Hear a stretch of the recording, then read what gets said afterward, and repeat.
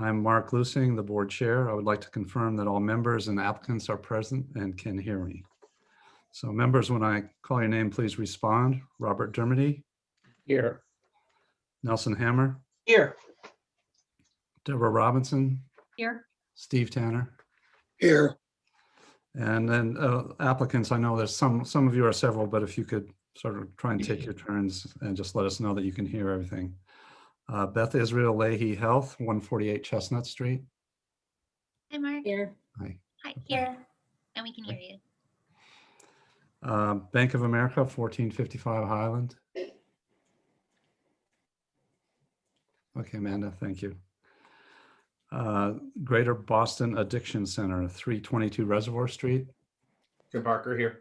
So Tim Parker, okay. And LCB Senior Living, 100 West Street. It looks like a big team. Yeah, Yes. we're all here. Okay. All here. Okay. So good evening. Welcome to this open meeting of the Needham Design Review Board, which is being conducted remotely consistent with Governor Baker's executive order of March 12th, 2020, due to the current state of emergency in the Commonwealth due to the outbreak of the COVID-19 virus. The order allows public bodies to meet entirely remotely so long as reasonable public access is afforded so that the public can follow along with the deliberations of the meeting. For this meeting, the Needham Design Review Board is convening by Zoom app, as was posted on the town's website, the Design Review Board page, identifying how the public may join. All supporting materials that have been provided members of this board are available on the town's website. The public is encouraged to follow along using the posted agenda unless the chair notes otherwise. Please note that this meeting is being recorded, and accordingly be aware that other people may be able to see you, and take care not to screen share your computer unless the chair approves. Please remember to mute your phone or computer when you're not speaking. And I would like to review the remote meeting procedures for tonight's meeting. I will introduce each applicant on the agenda. After they conclude their remarks, I will take questions from the chair. We'll take questions from DRB members. In the case of the public hearing, if there are any comments from the public, we will take those as well. After the discussion, each vote will be by roll call vote. And the building department currently requires electronic submission of building permit applications. So a copy of your application stamped and noted for the type of approval that you receive will be emailed to the applicant by the DRB support staff. That can then be attached to your building permit application. I should note that we have also attending our town staff support, Rana Monadorfa and Elisa Lichman. So we'll start with the first item on the agenda. This is a special permit hearing for Beth Israel Leahy Health, Beth Israel Deaconess Medical Hospital, for a sign that is beyond the allowed quantity of signs, basically. So why don't you go ahead, Becky? Thank you so much. And thanks everyone for your time tonight. Is it okay to share my screen? Great. Yes, go ahead.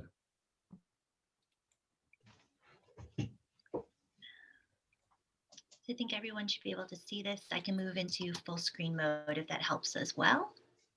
So today we're looking and asking for permitting for the exterior side of the outpatient clinical center. It is donor recognition, and it also has the name of the outpatient clinical center accompanying it. Here is the exterior elevation. Oops, sorry, jumped. So here's a more zoom in of those 8.5-inch solid cut brushed aluminum letters, which are tape mounted to a terracotta tile wall panel. And the outpatient clinical center is 6.5 inches solid cut brushed aluminum lettering, also tape mounted. So this is exterior at the entry adjacent to the double door vestibule to the left side. We are choosing to tape mount because that is a ceramic tile. It's a kind of front facade. And so here's kind of a section view, so you can see in more detail my cap height, my side view, as well as kind of top view looking down. So the Trotman family is new and additional, and then outpatient clinical center. And then here we have kind of a scaled out view with some perspective. So this is as you're looking from the main hospital, main parking lot. And then this is the new outpatient clinical center that is located at 148 Chestnut Street, for those of you who might not be familiar.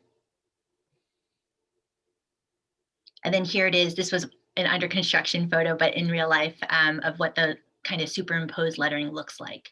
So essentially it is centered within the panels between the column view, as well as kind of that the right side door. The sight line is there.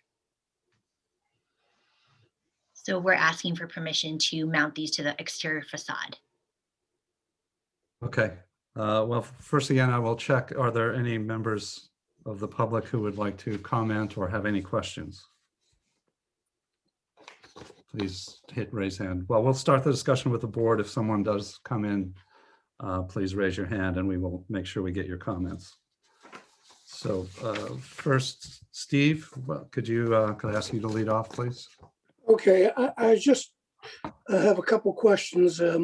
First of all, are these letters anodized? They are. And you know, throughout the other parts of the hospital complex, they use stainless steel. And this anodized aluminum is like a much different color than stainless steel. Did they consider using stainless? So typically, when we do spec a stainless letter outside, we would be looking at a fabricated. In this scenario, it is a solid cut. So we decided to not use a stainless. We actually have a photo of holding up our brushed aluminum against the coloring of this wall. I'm happy to share that as well. I actually have some site photos of a full-size template if you'd like me to pull that up. Yeah, but you can get solid cut stainless letters. They're I just a think we're little bit also more being expensive. mindful of budget. Mm-hmm. Mm-hmm. Yeah, but I mean, if this is a donor, it should match throughout the whole hospital on the outside.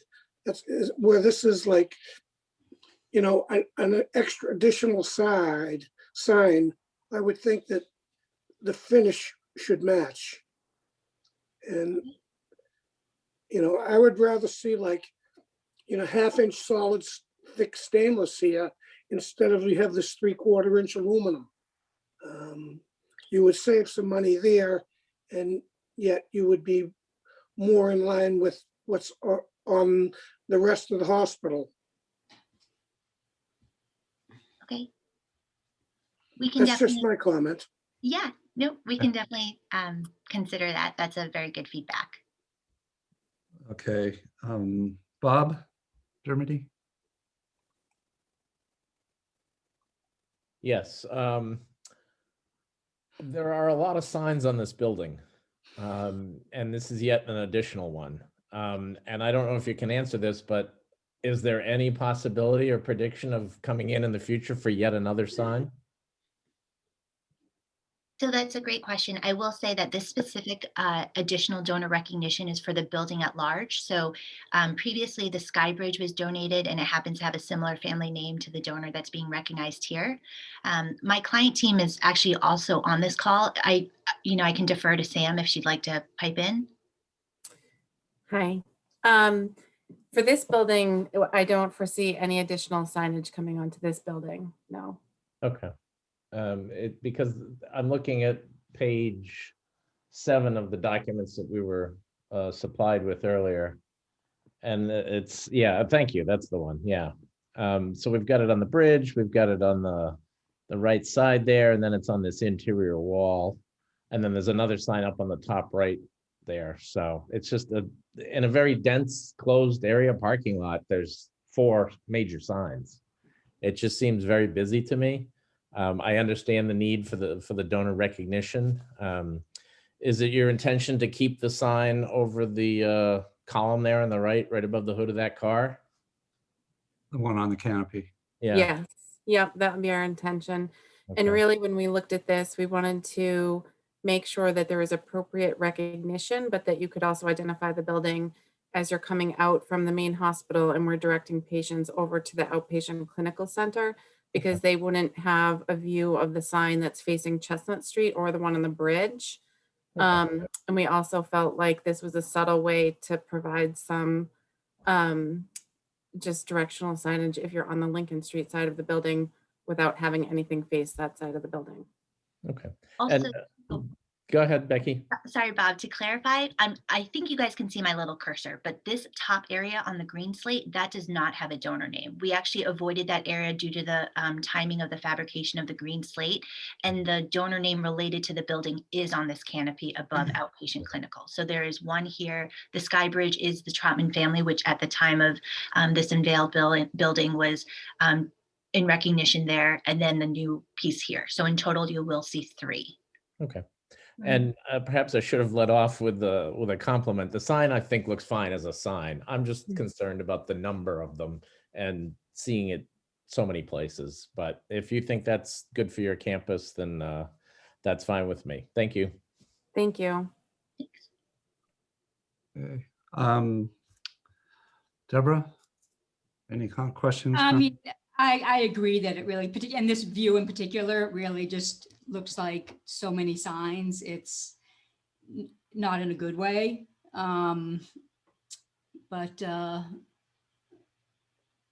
I was looking at the detail that's, I guess, page 5, the elevation. I guess my only comment is the seams in the panels. I don't know if that's, I assume that's, is that a mistake with the one on the right where it's above, it's in the top row and right to the right of that? Oops, back to the left again, right there.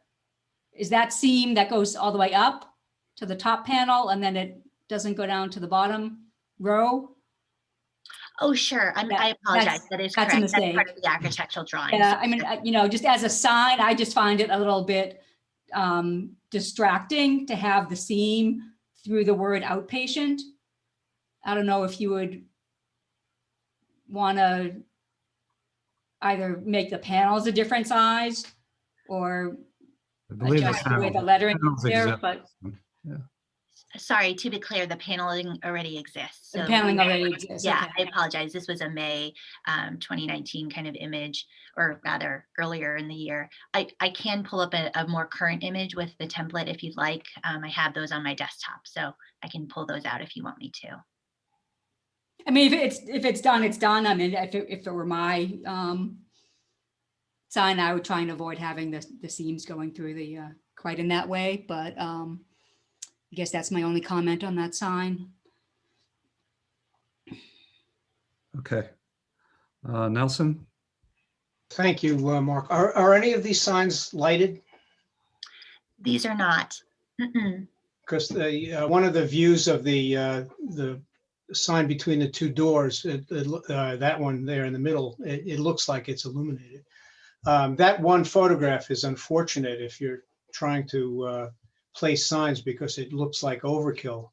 I heard the word subtle before, and I don't think that's an appropriate term for the signage here.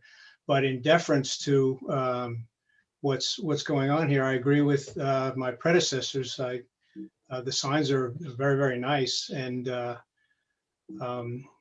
can't. I'm not in a position to say that I think any of them should be removed. The one that I'm looking at there is the only one that faces in that direction. If they all faced in the same direction, it would be an issue. Only 2 of them face Chestnut Street. So I don't have a problem with it, but I do think it's very busy.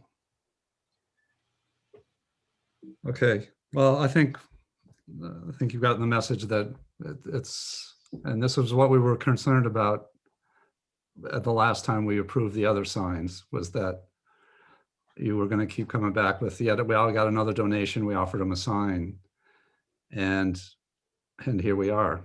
That's what this happens to be the same building, so it's repetitive. It's 20 square feet. I did the calculation.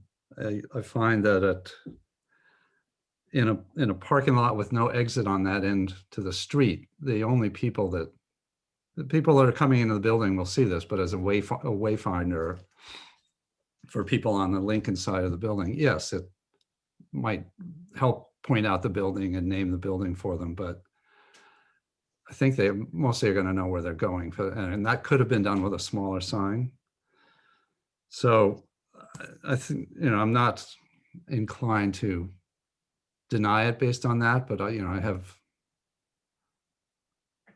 I have some reservations just because it is the quantity. And I think that three-dimensional photo that you did kind of illustrates the problem for us. And I understand it's Photoshop. That's why they're so bright. They're not illuminated. I understand that.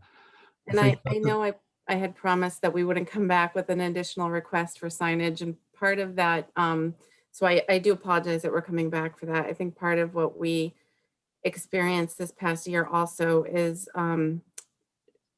sort of that directional conversation that we have with patients. That area that we're looking at right there, we use for our COVID testing site.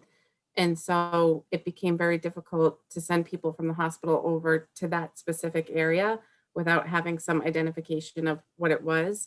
But that's nothing we ever anticipated using that space for. And so that's sort of also what drew out the need for that a little bit more. Yeah, I think, and we're not averse to having you do these kinds of things if you have to, but again, I think what we were asking for last time was to give it some thought and think about where that might happen, if it was going to happen, and preview it with us. And then we could discuss sizes and orientations and materials and some other, and sort of give you some direction. Because we understand that, this is you get charitable donations and you want to recognize them.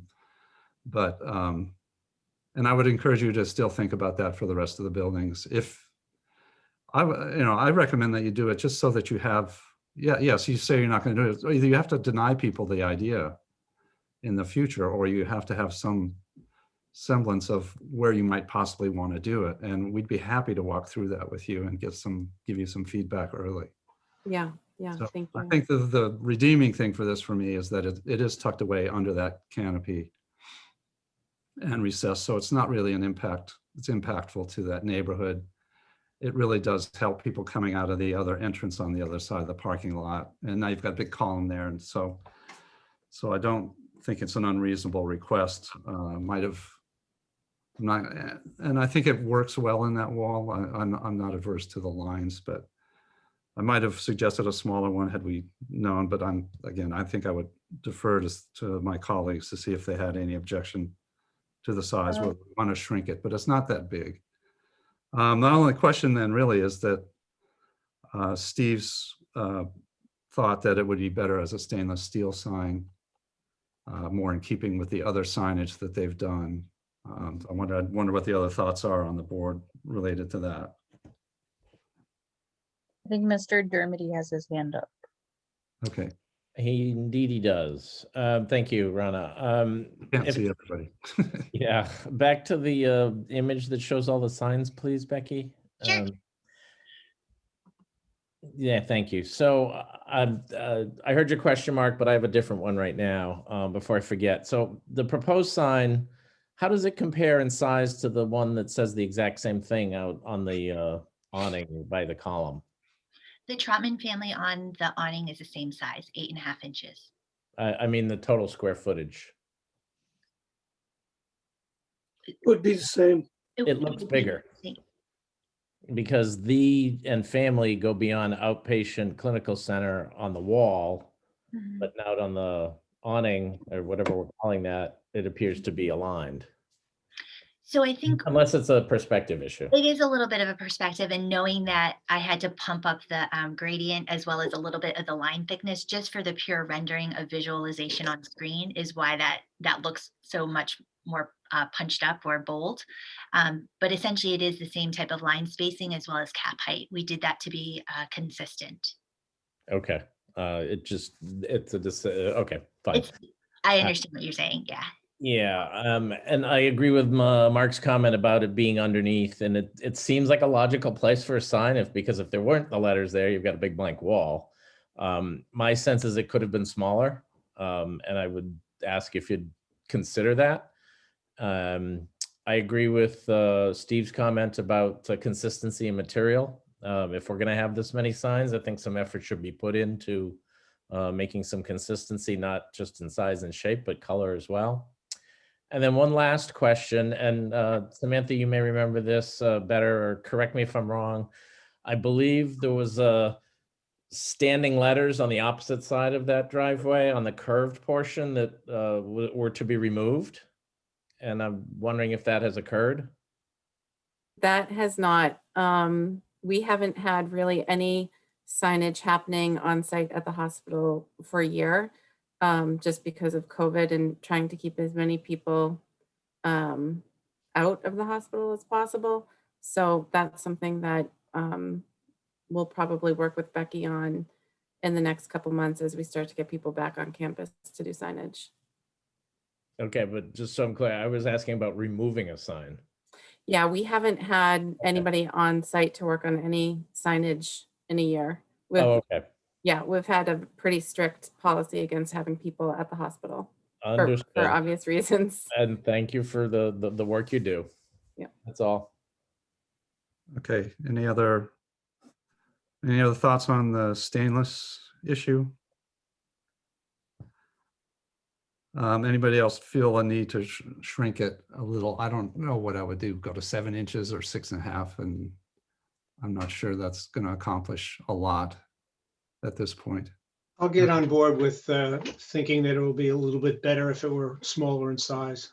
Okay, So would I. okay. Well, so why don't we do so we got 8.5 inches. What if we went to 7 and then proportional on the lower outpatient sign? Sure. So we'd have 7 inches on the top. I'll leave it to you to figure out what that relationship is. Right now, it's 2 inches bigger. It's 30%, 20% bigger. And I think we'll be mindful, to Deborah's point, of the seaming. So I know initially when we were playing around with some early options, just internally as a team, we did look at some smaller ones, and then knowing that we'd have more open line spacing, or how that would work across the 3 panels. So I'll definitely make note of that, 7 inches for the donor name, and then proportionally scale down outpatient clinical center. And I'm also going to ask that you do make it a stainless steel. I think what Steve suggested, a 1/2 inch, might be similar in cost to the heavier. This is a pretty 2-dimensional area. Mhm. So the extra depth, you're not going to get shadow lines or anything under here. So I don't think that the 1/2 to 3/4 difference is going to make a negative impact on the sign. Mhm. So 1/2 inch thick stainless steel. Yeah. Mhm. All right, any other questions or comments? Okay, so I would take a motion that we approve the special permit for the Trotman Family Outpatient Clinical Center wall sign with the modifications that the uppercase name of the family be 7 inches high, the outpatient clinical center be adjusted proportionally to that size, and that the letters be 1/2 inch stainless steel. Solid stainless. Yes. So someone make that motion? So move. Seconded. Okay, we'll vote, please. Bob Dermody, Aye. Nelson Hammer, Aye. Deborah Robinson, Aye. Steve Tanner, Aye. and the chair votes aye. All right, well, good to see you. Thank you for coming. Thank you. Thank you your time. for working with us. Becky, can we have the screen back? Absolutely. There's everybody. Did that come back? Okay, yes, thank you. Thank you. Thanks. Thanks. Bye. Samantha. Thanks. Bye. Okay, next item on the agenda is Bank of America facade renovations, 1455 Highland Avenue. So you want to go ahead? There she's Amanda.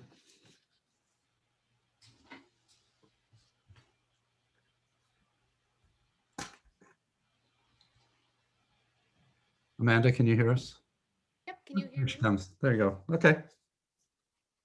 All right, let's get this going.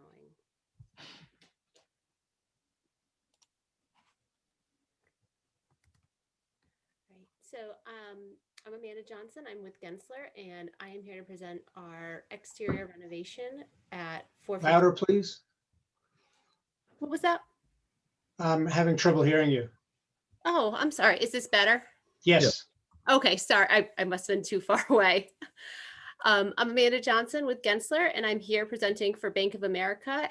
This is the exterior renovations package located at 1455 Highland Ave. We are located adjacent to the town hall. And what we are proposing is to renovate our exterior. So currently we have a one-story mansard roof line with a brick facade that's currently painted white. We have an ATM drive aisle located right here along the side of the town hall. And we are proposing to remove the roof line of the building and reclad the building with aluminum panels, which I will show you on the next page. This is our proposed renovation. As you can see, we have removed that mansard roof line. We are proposing with aluminum panels. They are painted white and a dark gray. We are putting up a canopy, which extends the same length or depth of the existing mansard roof. We have new recessed lighting underneath that canopy, which replaces what is currently there now under the mansard roof line. We are painting the brick a dark gray. And we are going to be replacing the bollards that are existing, putting up a new clearance sign for safety issues at the bank drive-through. And we will be providing downspouts on the exterior for canopy drainage that will be covered in a metal finish to match the paint color of the existing brick. And I do want to note that all the signage we're showing is just for reference only. The signage is under a different review with you as the board. Here are just some of the proposed finishes. This is a typical metal aluminum panel. It's similar to what is adjacent on our building. We are doing a 6-inch recessed LED light with a 4,000 Kelvin temperature. These are the paint colors that we're doing, the gray. The black is just needed for the windows around the trim area, which is to match. And this is just a site plan of what's existing. And here's our new reflected ceiling plan showing the canopy. And again, this depth over here is the same depth of the existing roof line. We do want to note that for the canopy over the ATM drive-through, we are extending it 2 feet wider. The reason for that is to, when people are using the ATM currently, they get wet reaching out the window. So we were extending it so people don't have rain dripping into their car or any type of runoff. And here are just kind of some elevations of what's existing here. As you can see, the overhang in the lip, and what's new would be our new canopy and the metal panel facade. And same thing on the other side. Here's our new clearance bar as well that we're proposing for the drive-through. And this is just along the drive-through aisle. And that's all we have to present to you. I just did have one question. It appears that the current awning along the drive side to the ATM extends the full length. You're going to stop your replacement canopy closer to the ends and leave the middle open? Correct. We were proposing just having it wrap in an L shape on each side. Okay.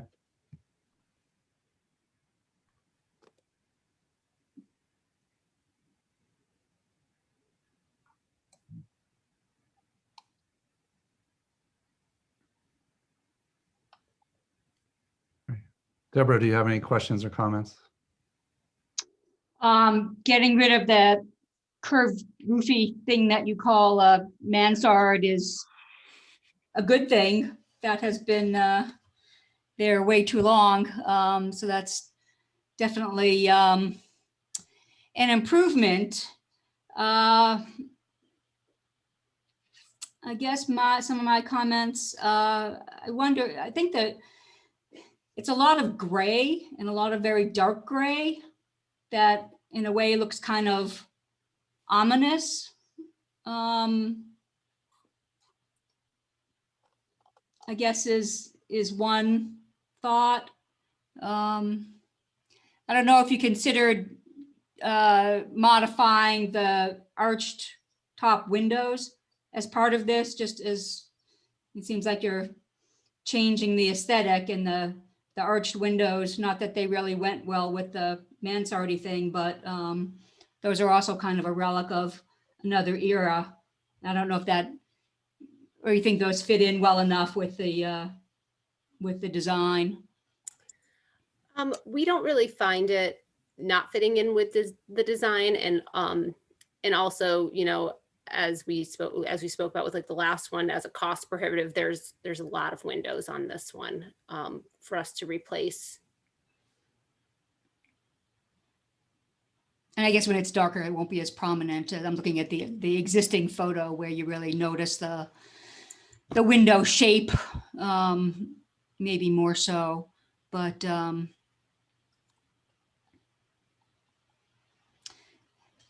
it's very boxy. I don't know that there's anything else you could do to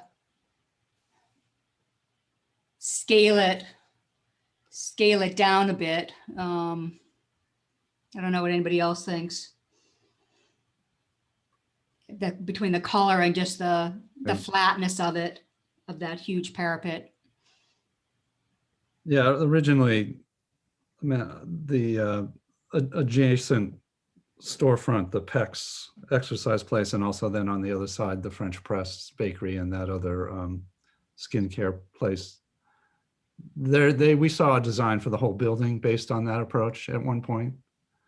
So, and I don't recall what they did with the windows either, but so I think that was, you know, there's a little more variety in that than this proposal, although the French Press side is a relatively modest color combination. The Peck's has a little more integrated and varied material use, which I think is probably one of Deborah's points about the you know, it's a very simple volumetric space, but we'll see what some of the other members have to say. Nelson? I agree with Deborah on all three of her comments. Getting rid of the mansard roof is great, and I'd like to see the windows remove that hemisphere at the top. The gray bothers me the most. Between this and the Latin facade, it seems like driving through Needham is like driving through a naval base. Everything is dark gray. I have no problem with gray, but it's a very somber tone. I'd like to see that lightened up a bit. That would be my comments. Okay, Bob? Well, let's go 3 for 3. Mansard's gone, check. And I agree with my prior two colleagues, the color, and especially I'm looking at I guess it's the image still on the screen for everyone here, looking at from Chapel Street through the drive-through. At least on the ends, you've got the breakup of the overhang. But that long stretch facing the town hall there is gray on gray, and it's a pretty long run. And it's just even the door front out on Chapel Street there, that's pretty dark. You know, and it's an improvement. The form is an improvement certainly, but if you look at the Peck's image in the top right, there's a lot more texture and variety going on there. So if there's anything that could be done color wise or texture wise or something, that I think it would help. So I'm not sure I have any suggestions for you, but I'll let you know if I do in the next few minutes. Would one suggestion be, you know, currently this is painted white, that existing brick, which really brings out that different textural quality. Would something in either like a light gray or a white help this feel more textural and bring some variety, and you don't have such stark contrast? I prefer the light gray. Absolutely. Yeah. I like it painted. I think it's nice to paint it a darker color. I think the color that, at least in the imagery, it looks almost exactly the same color as the panels above. Was that the intent, to match them pretty well? So then now the building's basically a two-toned gray up till the bottom of the white and a white band. Mm-hmm. No, we understand that. So that, the one suggestion would have been just maybe changing the color of the brick. So as we can see in the, oh, I went the wrong way. In the photo here, you pick up what that brick texture looks like a bit. And we could try maybe a different color scheme. Yeah, can we go to your color sheet, please? Sure. Yeah, I just want to make sure I'm interpreting this correctly. So I see the paint 14 and 17, black and gray.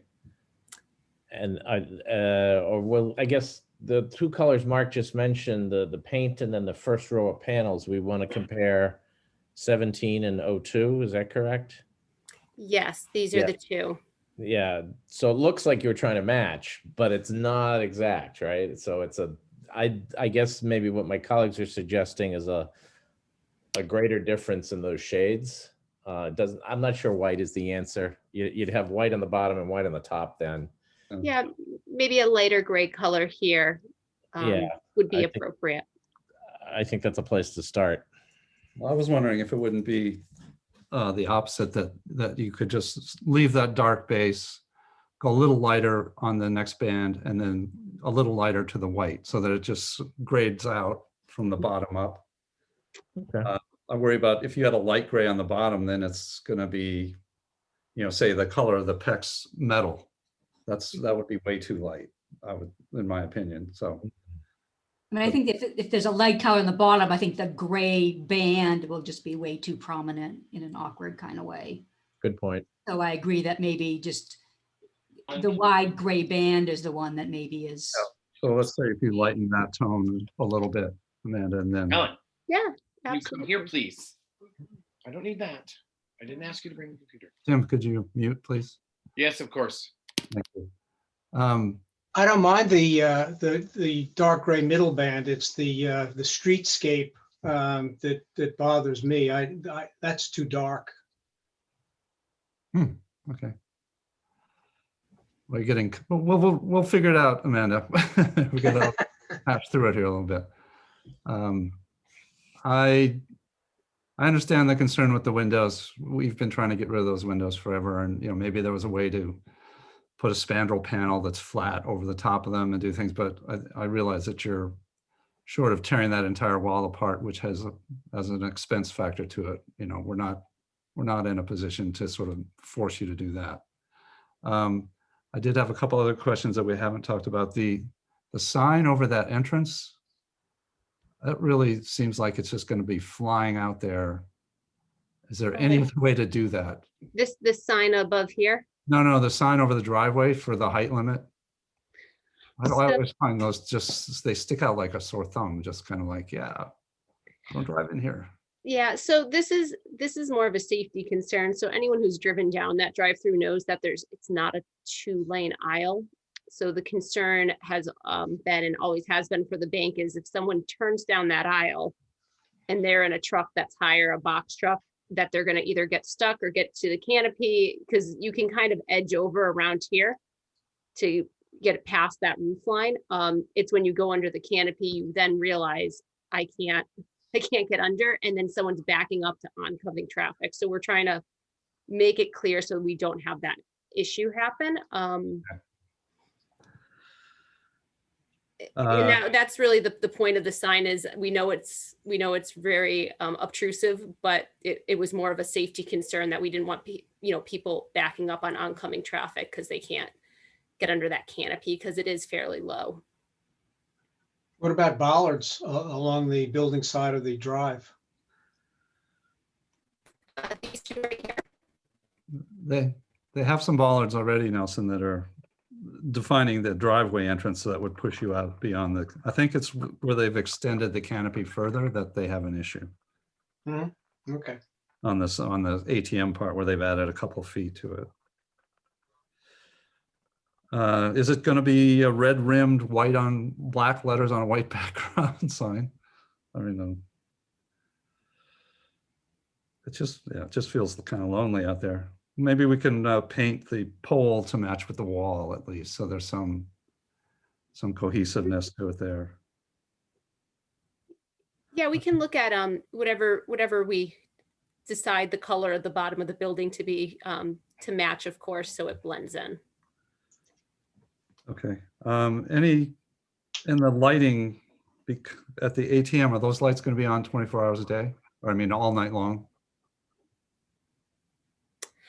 That would be taken care of by our security vendor. I would assume that the lights would be on a time clock, so they turn on, at night and then turn off in the morning.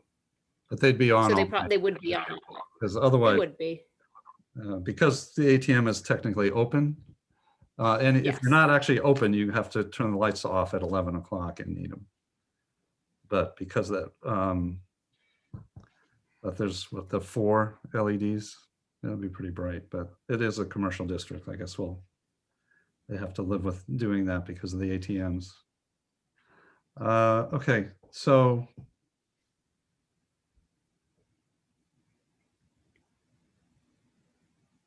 I would say, I think if I could try and wrap up a thought here, we'd like to see the lower portion that's the painted brick, existing brick, have that be a different shade of gray, basically. A little bit lighter. I'm not sure how much lighter, but not white, Okay. and not super light, but get a more tonal difference between that upper gray band of the material. And thank you for taking the mansard off. And I think that's, other than the arch windows, which are problematic, but we're not in, I don't think we're going to make a move to make that kind of change unless you're doing more serious renovations on that facade. Is there any other points? I mean, I would still do something. Go ahead. I would still do something on that facade that's facing Town Hall to break up the scale. We have in the middle where there's kind of the blank wall portion, maybe sort of in that area, do something to change that just straight horizontal of the two tones of the parapet, whether it's just sort of with color or. Would you just drop the two, say the center white panels, add 2 more bands of white? Something to break the line. I mean, back to sort of the good example of the Pecs next door, where they just have a little stepping of the material that just, I think, gives it some scale. And I think the middle of that facade would be a place where maybe that would help. Would that be something, Amanda, that would be workable? I think the panels are all the same size, right?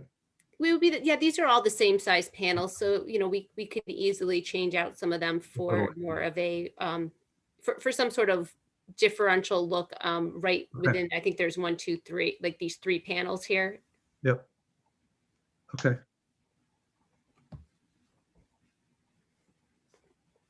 Okay, anything else?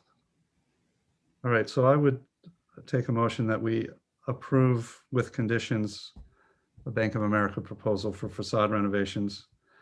Conditions would be that the painted brick color be lighter color than the metal panel gray band above.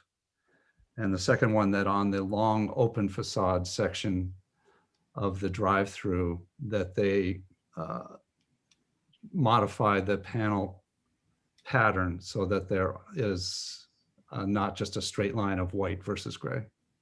And we'll give you some flexibility there. I think you kind of know what we're talking about. Yes, I think we can come up with something. So can I take a motion for those 2 items? So moved. A second. Have fun, Rana. Figure that out. Okay, so we come to the vote. The Robert Dermody, Aye. Nelson Hammer, Aye. Deborah Robinson, Aye. Steve Tanner, Aye. and the chair votes aye. All right. Thanks for working with us, Amanda. We appreciate that. Thank you. Have a good night. Thank you, Amanda. So I have Mr. Dermody moved and Ms. Robinson seconded. Is that good? There were a lot of people talking. I'm sure that's fine. Okay, all right. I second that. Yeah, I third it. all right, okay. Just trying to keep you on your toes, Rana.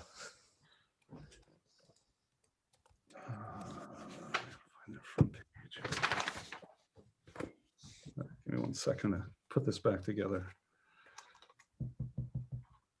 Okay, the next item on the agenda is a sign for the Greater Boston Addiction Center, 322 Reservoir Street.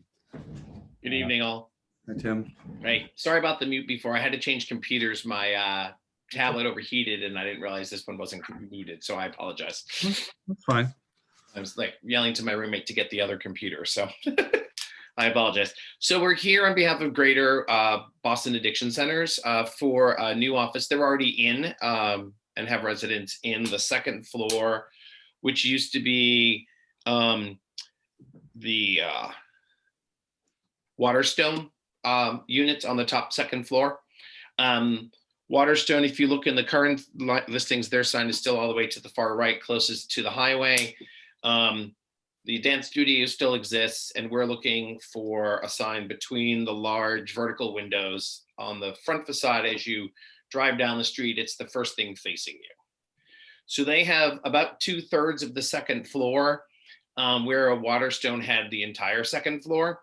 So if it's been split into two, there's a new entrance as you go up the stairs. Theirs is to the left, and then most of the second floor, and there's a new entrance to a suite, which I do not believe is occupied at the moment, which is to the right. So we also did the Fine Dance Studios, and they have 56 square feet of signage on that small band across the top. It's about the same size as the Waterstone. So we're looking for 64, hopefully, to fill the space that really delineates them at that end of the building and that whole second floor, plus the entryway all the way around to the backside. So it's an aluminum bar frame, standard aluminum insert, flat letters, dishes of vinyl letterings, L bracket mounted the standard way. I'm just trying to make sure I know where it is on that building. So this is So the if you go straight down the street before you get to the cul-de-sac portion, it's the main entrance is sort of to the left and kitty corner in. If you zoom in on the picture of the building itself, you'll see that there's a side entrance to the garage or the loading dock, and then there's a canopied glass entrance, and that's the main entrance. You can go in there, go up the stairs to the second floor. All right, so when I'm looking at the image that shows the Fine Dance Studio sign. Yes, that's to the far right. So the building is Oh, sort of well, just a second. So if I go, there's a small hint of building in the upper left, on the left side of that image. That's the beginning of the wall that this is on, is that correct? It's all the way to the far left of the building. So if you look at our pictures with the building, there's a set of those large vertical windows. That's the first thing you see as you drive down the street. And then you'll see a jut out awning to the right of that building. That's the overhang over the garage or maintenance sort of building. And then to its right is the main entrance to the actual building, set back. And so this portion of the building juts out from the back portion. It sort of makes an L if you looked at it from the top. And then so it's a much jutter, it juts out quite far. And then the rest of the building where Fine Studio and Waterstone was, where their signs are set back from the linear line of the building that we're working on. Mark? I'm looking at the site plan that they threw in. But would I be allowed to share my screen? I've got the Google Street View. That Yes, of shows the whole course. building. Oh, sorry, not me. That was me, sorry. Yeah, go ahead, Bob. All right, thanks.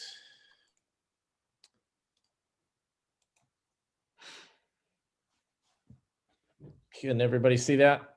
Yeah. Yep. So it's as you're coming down Reservoir, you'd see it Yep. on the left. Correct. And they take over the entire second floor of that entire jut out part of the building, as well as, so in the corner, there's another set of the sort of same vertical windows jutted into the corner. Below that, to the right is the entrance. You go in there, walk up the stairs, and then they have 2/3 of the second floor. Mostly to the left, this larger jut out, and then portion of the recess part of the building as well.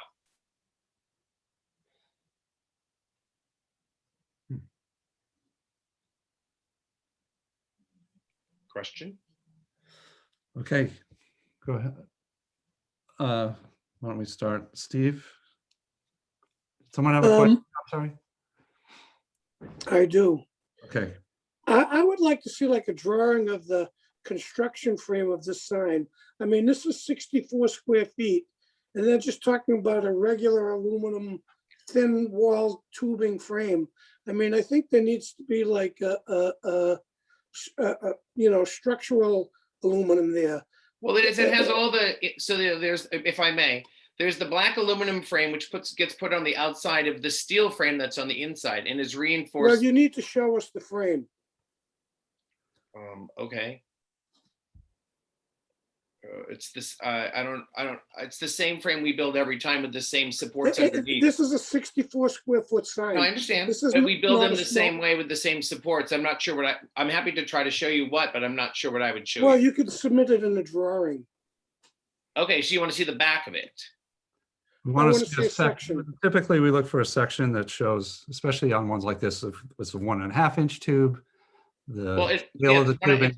it's a black 1.5 inch, but the steel tubes that are on the back are 1 inch steel. It makes the outer frame, and then it has supports left to right in this particular case. Are they welded? Yes. I mean, I can get you an image and upload it or send it over. Well, no, you need to draw a specific frame for this specific sign. Okay, I mean. But you wanna see this the is back for This the is a big support. sign.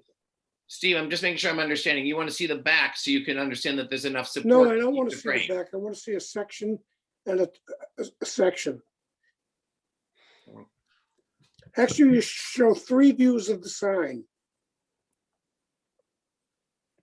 Okay, all right. I've never in the past, I've just done, this is the same type of presentation. I'm Yes. happy, obviously, to do whatever it is that you need, but it's, All right, Tim, hold on. All right, we ask for this all the time. Especially on unusually different That's signs, fine. larger signs. A section of the thing showing the material that it's being mounted against, how you're Okay. doing it, what the size of the tubes are. You know, we're talking about a steel frame. You draw a little square and say it's a 1 inch tube. First thing Steve's going to say is how thick are the walls of that tube? Is that a I flimsy understand. little fence post tube or is it a so bigger you want a tube? cross section, you don't care about the whole back. You just want a cross section so you can understand all the pieces that are being put together. You know how this is being built and Yes, so. I understand. Okay, And I can there's do that. Well, I think we can keep that in reserve as we continue the discussion as an item to consider. Okay. Because we haven't really discussed the size and the placement yet either. So anything else, Steve, at this time? Yeah, I think its placement, it should come up a little bit and line up with that window mullion where Okay. it's just below, you know, so at least the bottom lines up with something. Would you like the bottom to line up with the middle, the mullion at the bottom, or would you prefer? Yeah, with that middle mullion. So raise it up so that the bottom line Yeah, of raise the it up, frame. whatever it is gonna be about 4 or 5 inches. Sure, it's okay, that's fine. I understand. So really, in the long run, we're even spacing it between the top mullion and the bottom, or do you want it flush Well, at the bottom? Let's see, there may be other opinions, so let's just wait. Okay. Nelson, I wouldn't mind seeing this sign flush at the top, aligning with the top of the window, or aligning with the mullion. Either one. I think it makes a stronger statement if it aligns at the top. And I have no issues with the color or composition of the sign itself. okay. Bob, I think it should be smaller to give a little more breathing room. What is the width of the brick pier that it sits on? Brick is, hold on, I have it here. And that should be identified on the drawing as well, please. Okay.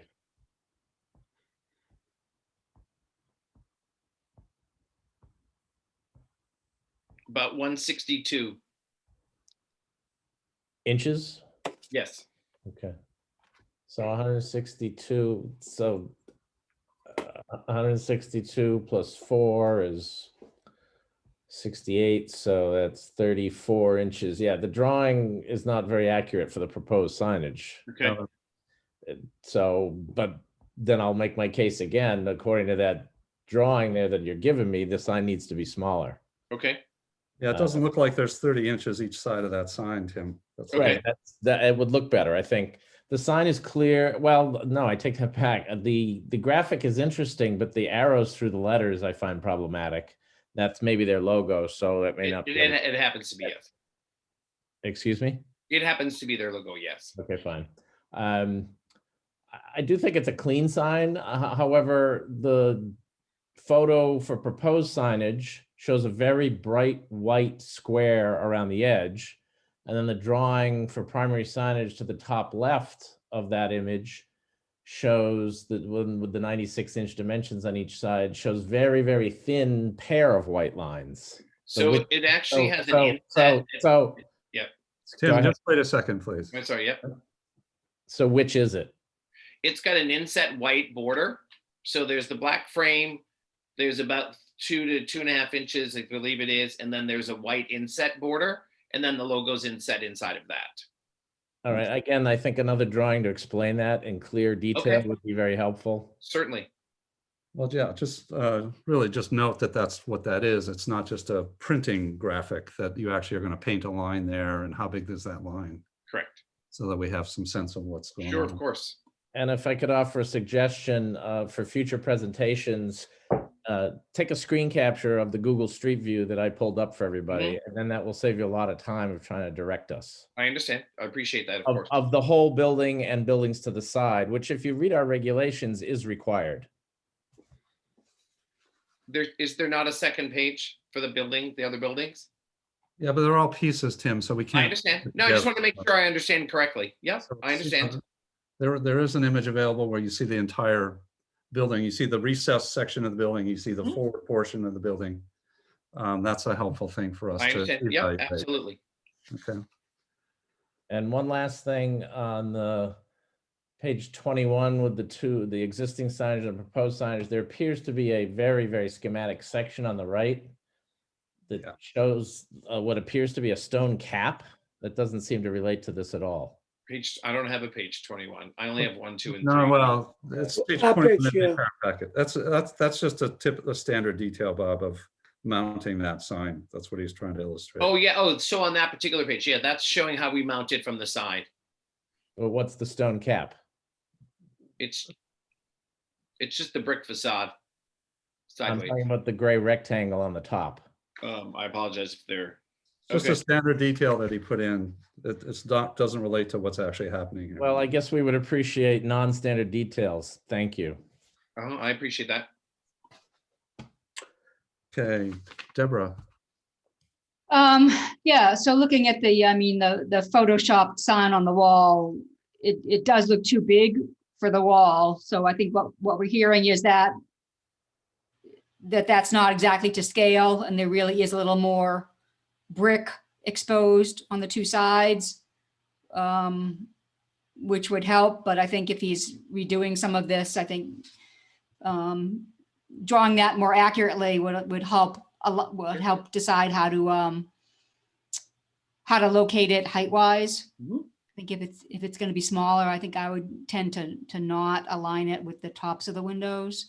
But I don't know why it needs to be so big. Because I mean, it's a huge square on that building. Why does it need to be so big? Is that for me? Yeah. Well, we were trying to proportion it to the square footage in general of the other two signage, which were 55 and 59 square feet used on the other part of the building. So we're sort of saying in that their logo just happens to be square instead of horizontal. That just happens to be their look. So, but obviously if there's an indication to reduce it, maybe 7 by 7 is a more appropriate, which would be, instead of 8 by 8. I think that's good. Give it a little bit more around the edges. And if it was smaller, do you think you would want it centered between the top and the bottom of the first set of windows at the top? Or would you still be inclined to have it either flush at the bottom or the top?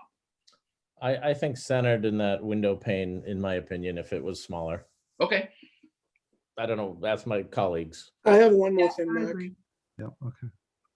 Okay, Steve. I'd like to see an enlarged section of the corner detail that shows us the molding, the white line, Sure. just, we can't really interpret from what we see here. I understand. So you Sure. could include that in the drawings. Happy Thank to. you. Okay, yeah, my inclination was that it should line up with the top of the windows, but if it's a little bit smaller, I think centering it in that upper pane, at least as we first look at it, we'll try that, and we may change our minds again. Of course. I think we're down into the marginality of visibility from 128 on this particular wall. And this has happened before on this building. So it's a little difficult. So if you're willing to do some reduction on it, that would go a long Yeah, way. I think that's fine. Towards doing It that. gets us at 48 instead of 64, which gets us just about the same less as we were larger than the other two. So we're just a little bit less than the other ones, but still larger than, say, 30 square feet or whatever. So it's a very large facade to the building. It's very high, and it's the first thing you drive up to. And I think that's where our indication was to go larger. So it didn't look so, I'll use the word dinky, look small up on this big facade. Yeah, okay. So what I'm gonna do, Tim, is just continue you to our Okay. next meeting. So, Sure. but you have, I guess our suggestions are, make it a little smaller. Yep. Give us a section with real understanding of the elements that are being fabricated and how Indeed. it's going to be assembled and Okay. mounted. And a little more, even of, like, as Steve said, an enlarged elevation of just the corner of the thing. So you could say this white stripe is 1 inch wide and it's 3 inches. understand. Or it's some, Sure. That's that'll great. help us, because it's just, I didn't even think it was a stripe. I thought it was just a pencil line from the printer. It's So- about, in this particular instance, it's about 1/4 of an inch just for the nose, but we'll make sure we give you a close-up markup of that so you can tell. Yeah, because we would tell you the 1/4 inch isn't worth doing, so. we'll give Well, it since we're to- discussing that, if you don't mind, can we visit that for the moment so we can maybe make sure we get everything right? Would you, on a 7x7 sign, 84x84, would you want a full inch potentially? Is that something that you would be inclined for? 3/4? I mean, I just thought maybe we have a moment to talk. We about don't it. want to design the sign for you. We just, But I would- you show us. No, I Take a understand. look at it. I think Brought I up do- that you would say the 1/4 Yeah. was too small. I think 1/4 is too small, so, but I think if you enlarge it and take a look at it in more detail, it'll have a little better sense. Okay, I'll take care of it. Okay. So our next meeting is March 8th. Okay, excellent. We'll have you first on the agenda. Sounds good. And Alyssa, I'll have everything to you by Wednesday at the latest. Okay, thanks, Tim. You're Thanks, welcome. Have a Dan. nice evening. I'll appreciate your time. Yep.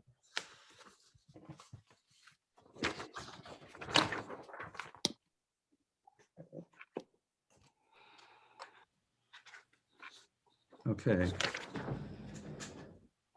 And the next item on the agenda is the LCB Senior Living Center, 100 West Street. This is, I guess, a site plan review is not, because they're modifying this site and the building, and they're before the planning board for a special permit. Yes, that's correct. All right, well, go ahead, Evans, and then your team. See Okay, thank you. all the people. Thanks for your patience. Appreciate your time. I know there's a lot to look at here. As most of the board members know, I'm Evans Huber. I'm here on behalf of the applicant, LCB Senior Living. The property that we're talking about is located at the corner of Highland and West, contains a 3-story brick building, approximately 186,000 square feet, outdoor parking areas to the south and west, and an underground, under the building parking area. You may recall that it was previously occupied by Avery Crossing, which was an assisted living memory care facility, Avery Manor, which was a skilled nursing facility, and some medical offices. And the property's been vacant since 2017. LCB Senior Living is proposing to redevelop the property to include an 83-unit assisted living and a memory care facility and 72 independent living apartments. The existing 3-story brick building will remain. The footprint of the building will not change. As allowed by a section of the recently enacted bylaws for the Avery Square Overlay District, a partial 4th story is going to be added to create 10 of the proposed 72 independent living apartments. The footprint of the 4th floor units will be set well back from the facades on the east, north, and south. and will not exceed 35% of the roof area. I'm not sure if it's Brandon or Michelle, if someone could put up that aerial view screen. Yeah, if I could share my screen, I can get it up. Go ahead.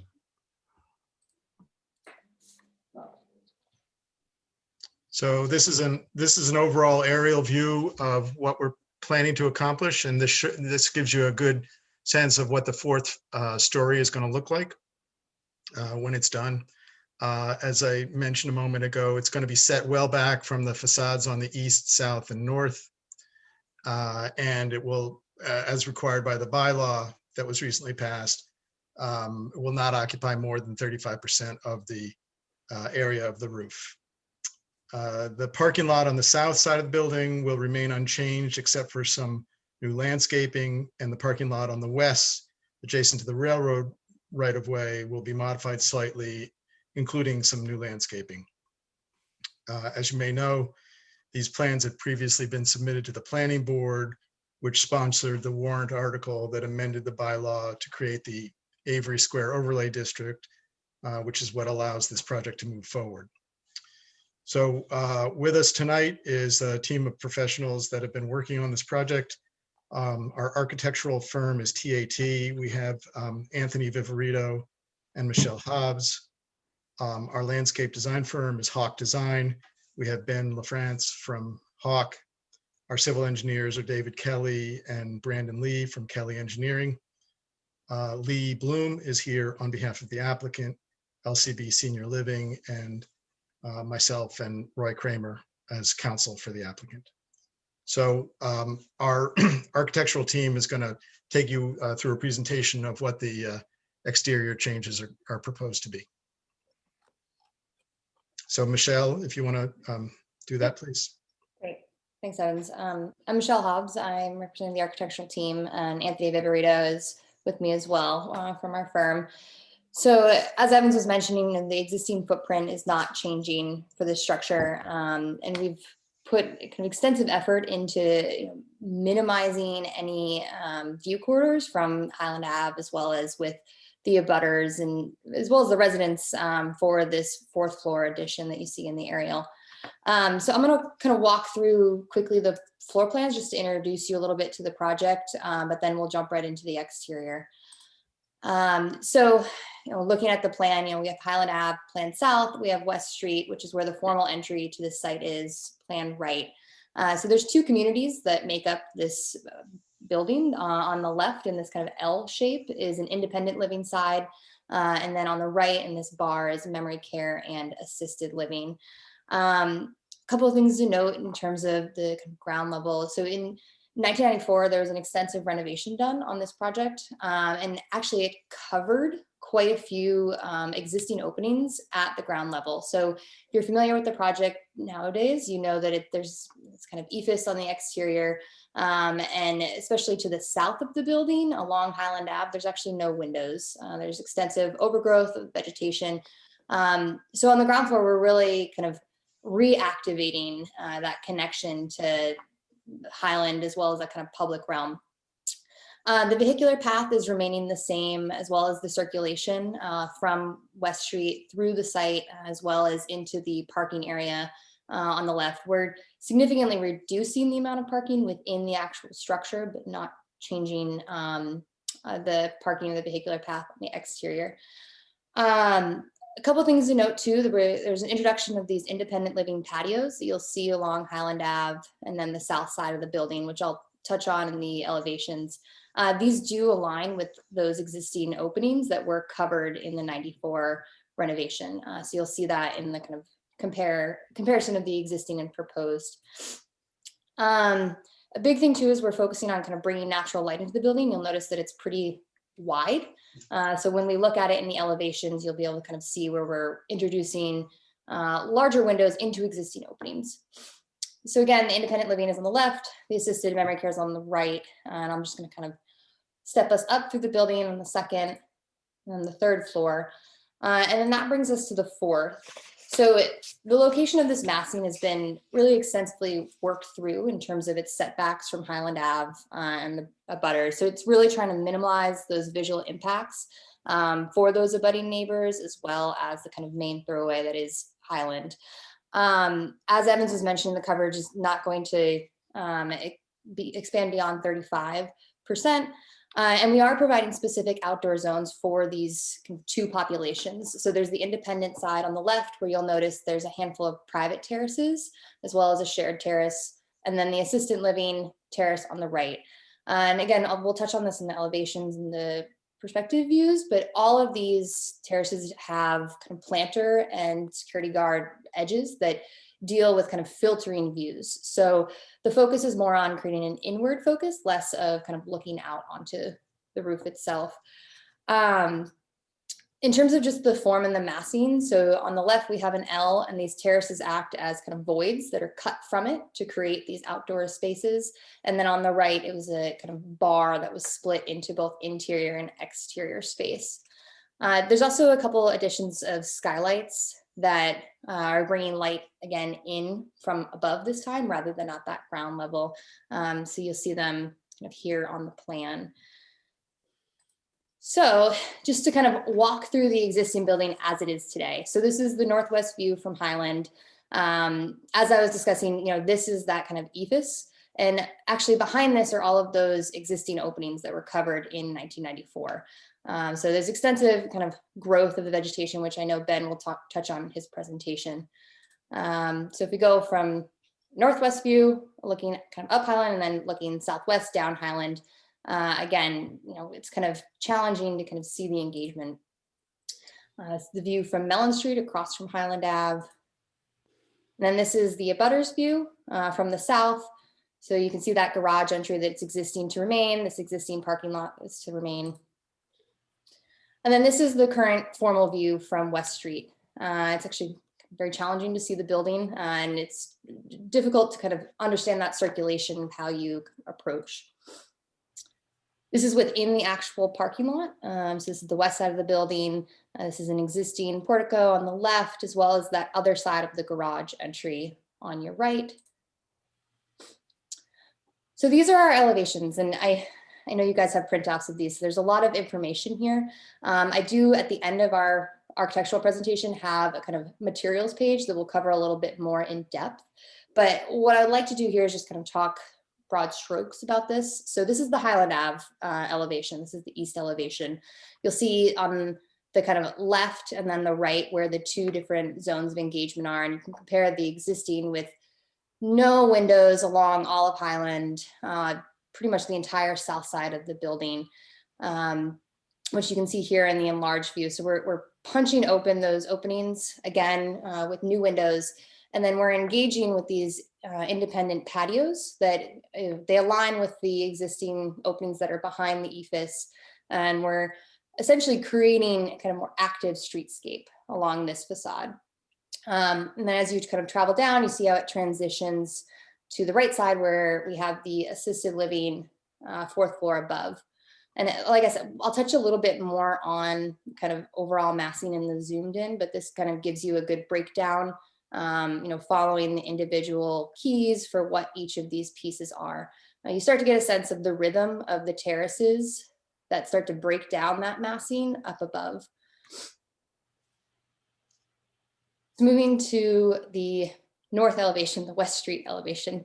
So this is kind of it's two parts. The building is a long L. So this is the elevation that you see from West Street, and then the elevation within the parking lot. So you can see kind of some of the big broad strokes we're doing. We're removing these canvas awnings that exist on a multitude of windows. We're really trying to open back up that facade at the ground level, again, to bring light in, but also to create an engagement with the building again. And then on the right, again, here's our existing garage entries that are remaining. So this is the elevation from the west side of the project. This is actually within the parking lot. So here we're dealing with the portico on the right and then the portico share on the left, which are existing. And we're going to be kind of refurbishing them and cleaning them up, again, to allow for this kind of strong entry and really to define moments of circulation that you engage with the two populations. So again, you can see in the enlarged here, we have the assisted living portion of the 4th floor above, and then on the right side, we have the independent living.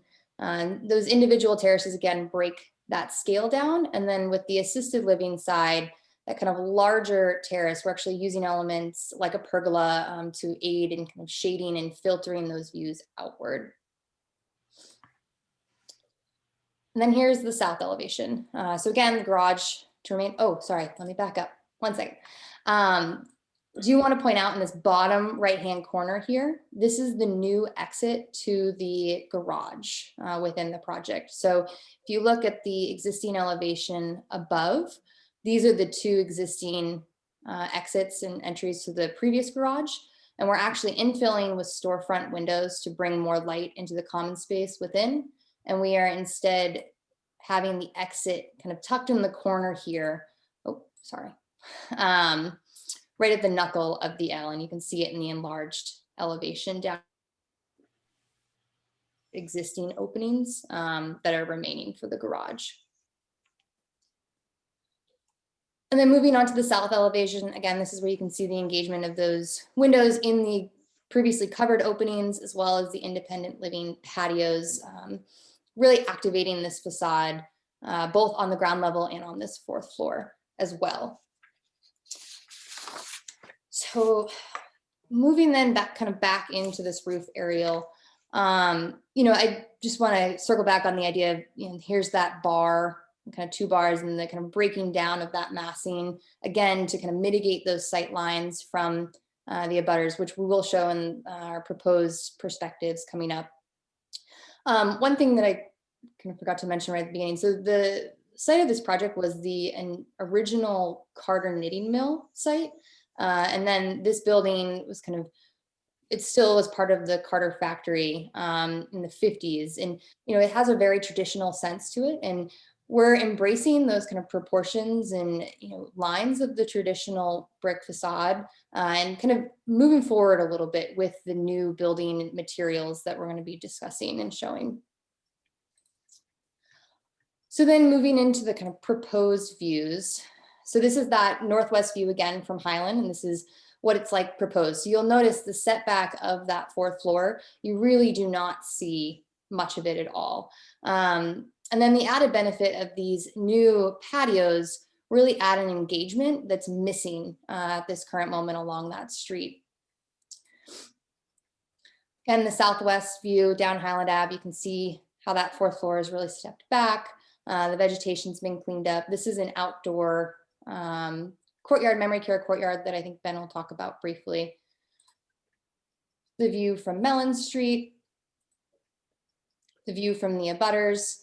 Again, you can get a sense of those independent patios here. And then the new view from West Street. So this is that formal entry, which right now is really kind of challenging to find and understand. And we're really opening that up to kind of pull you into the site. Here's that view from within the parking lot. You can see the new proposed garage exit here, as well as the kind of refurbished portico and the 4th floor above. So these are not views that anyone will actually see. They're views on top of the roof, but it helps to give you a sense of kind of how some of the proportions have been broken down.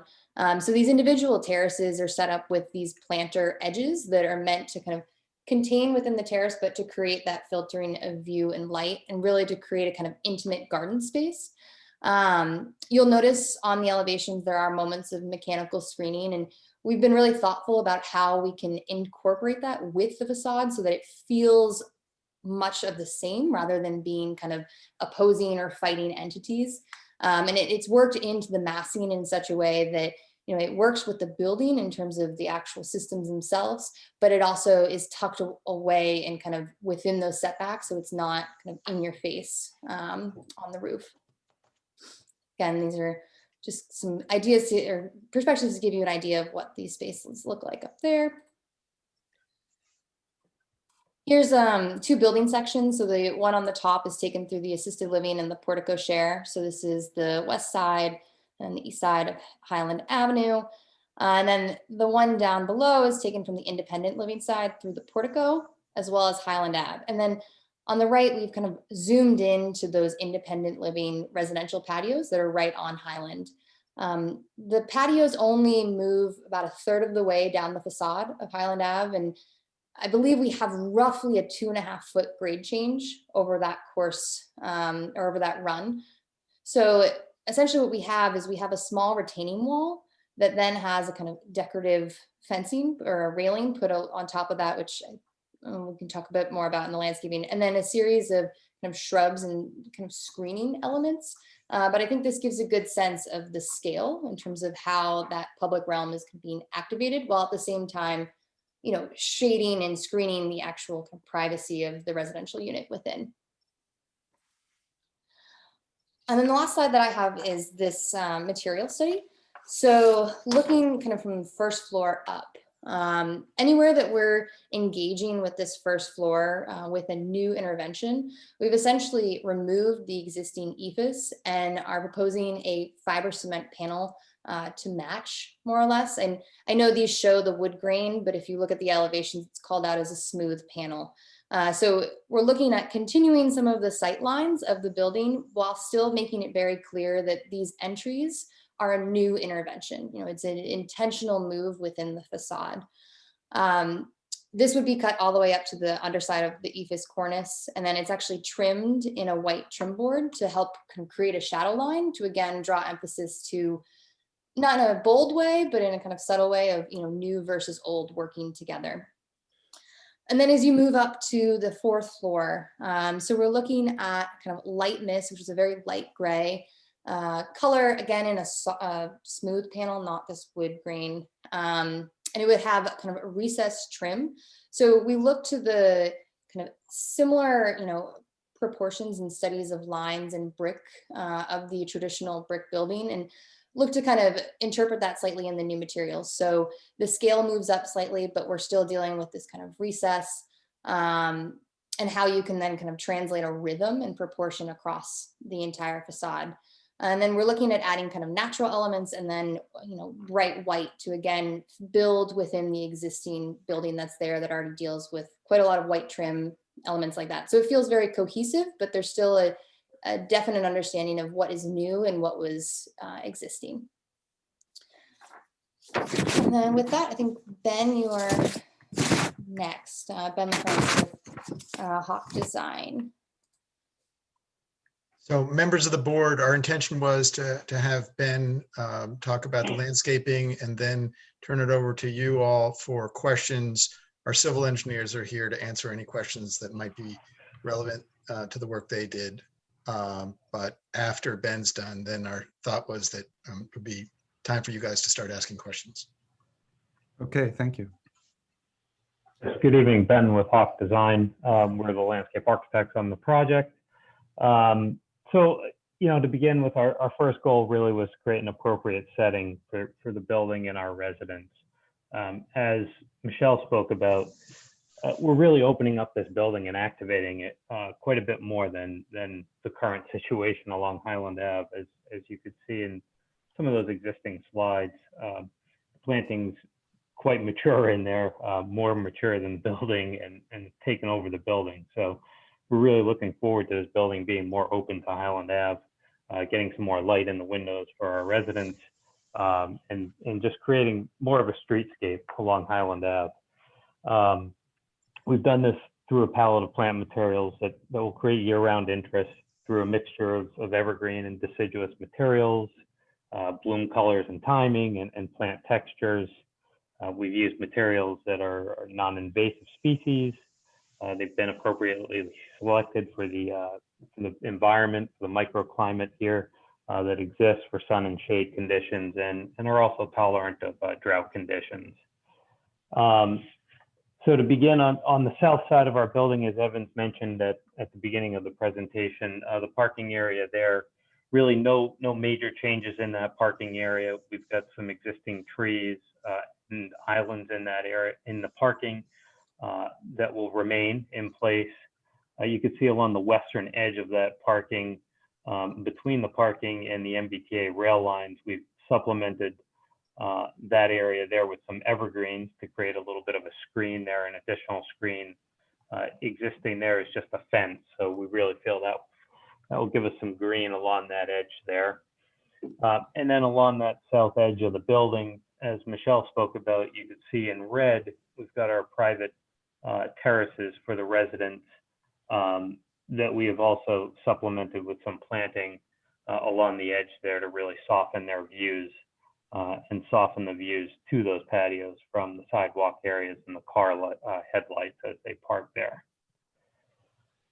Moving along Highland Avenue, again, as Michelle spoke about, we really want to open this building up to Highland Avenue. And, you know, along with that, really removing a lot of those existing trees or all of those existing trees that are just overgrown, creating maintenance issues for the building. So again, replacing trees along there with smaller trees, more trees that will handle that condition there and not cause undue maintenance, really meant for that facade of the building there. On the southern end, we've proposed a bow hall red maple, which is a very columnar form tree. As we move further north along the building, we've proposed amelanchiers, serviceberries, lower growing flowering tree, multi-stem, very nice, as well as some viburnums. Again, both those species are cultivars of natives, so great benefit there as well. As an understory, we've used both deciduous and evergreens along that facade to soften the views to the building. As Michelle pointed out, many of the windows here are very low because the first floor of the building is lower than the sidewalk. So we want to be cognizant of that we're planting lower growing plants along the building facade to really allow the residents to get some light into their windows. We didn't want anything tall growing there to allow for that. At the north end of the building, we've got an existing brick plaza that will remain. And we're going to supplement around that plaza with new plantings in a little sunken terrace area there that exists. Just to the west of that, Michelle noted the memory care courtyard that we have. That consists of a concrete paver terrace. We've got a walkway in a oval fashion, which is very conducive for the memory care patients to be able to walk, get outside, get some fresh air, as well as a shade structure in the northwest corner of that courtyard there. Moving along the west side of the building, we've got our two main entry points to the building, both the independent living entrance, which is the further south entry, and then the memory care entry, which is more northerly there. In between those, we've taken the opportunity to enhance a resident amenity space. Right now, there's a small gazebo in between those entries. We're taking the opportunity to expand that by changing around some of the parking spaces in the parking lot. You can see the amenity space about right in the center of this plan here. Creates a nice space, both, thank you, Michelle, both active and passive recreation there.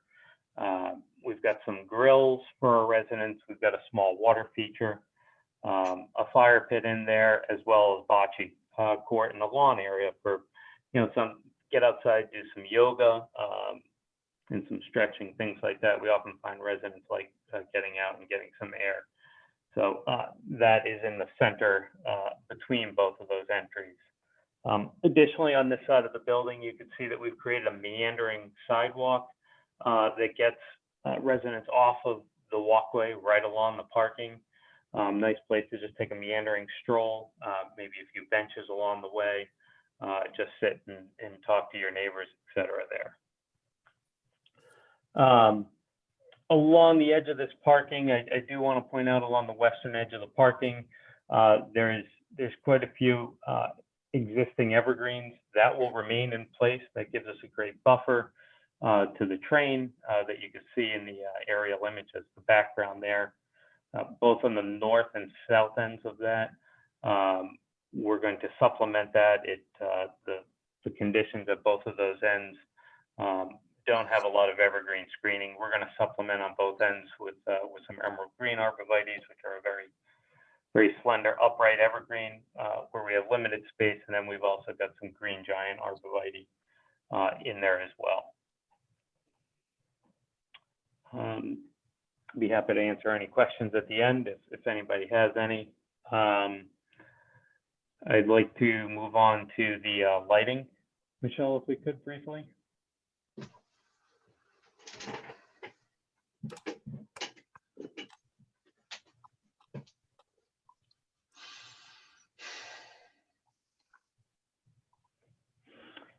So for the lighting at the property, we are going to renovate all of the existing fixtures into new fixtures that will be dark sky compliant. All LED fixtures at a 3000 Kelvin temperature. So, you know, not a very bright white, but you know, sort of a softer white type fixture. You could see those in the blue throughout the area, really creating the safety and convenience that we need for our parking area. They're mounted on 16 feet above finished grade. So that will be definitely a positive as we're reducing the light pollution from the existing acorn style fixtures that we have there. Supplementing those lights, we have bollards, more pedestrian scale bollards located throughout the walkable areas that I pointed out earlier on the meandering path and in the new resident courtyard, as well as new fixtures mounted on the building and underneath some of the canopies that exist there, mainly at the entry doors and drop-off areas.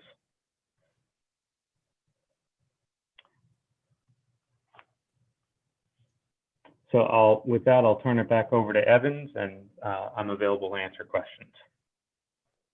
Okay, thank you, Ben. So at this point, we want to open it up for the members of the board to ask whatever questions they might have.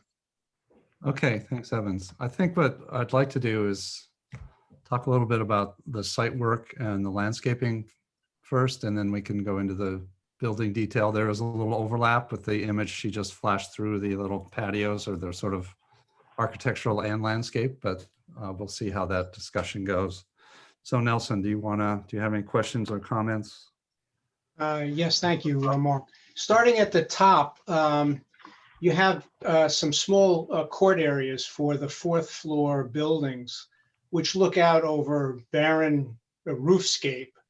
Would you consider having green roof plantings just outside those areas as a view corridor, so people would have something to look at other than gravel or whatever's up there? I also was going to suggest perhaps a walking trail along the on the roof, but that would entail having to put perimeter fencing around the entire building, which would cost a small fortune. So let's forget about that one. Getting down to the ground level, you have 2 London plane trees in the front on West Street, actually 4 along the West Street facade. Those are drawn, looks to be about 25 feet in width.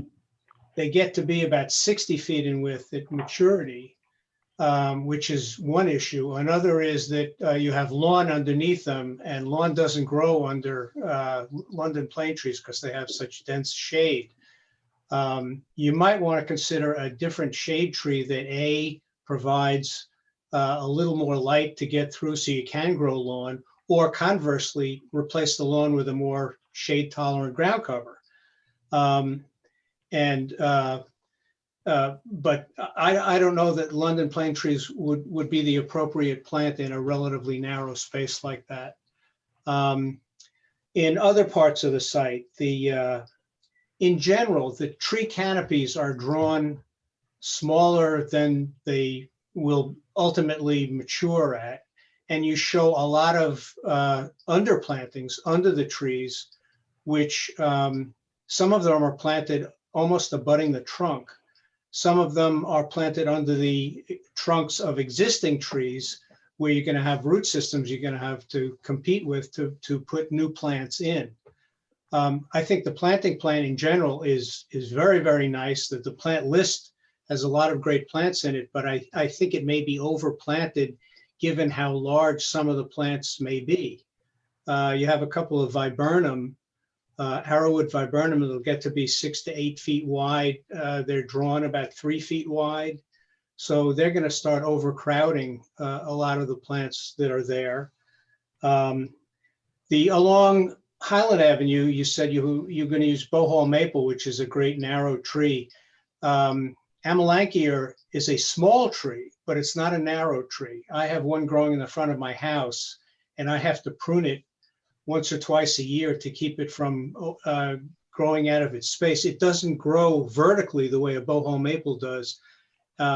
And if you want to keep it there and have it not interfere with the sidewalk, you're going to have to prune it on a regular basis. You may want to consider a more ascending branched plant that doesn't require as much maintenance. The flagpole in the middle of the turnaround at the west end or the south end of the parking lot doesn't have any walkway to get to the flagpole. It's mass planting in there. And if you want to actually raise a flag on a daily basis, you would want to put a walkway in so that you can access it. Those are my comments, Mark. All right, thanks, Nelson.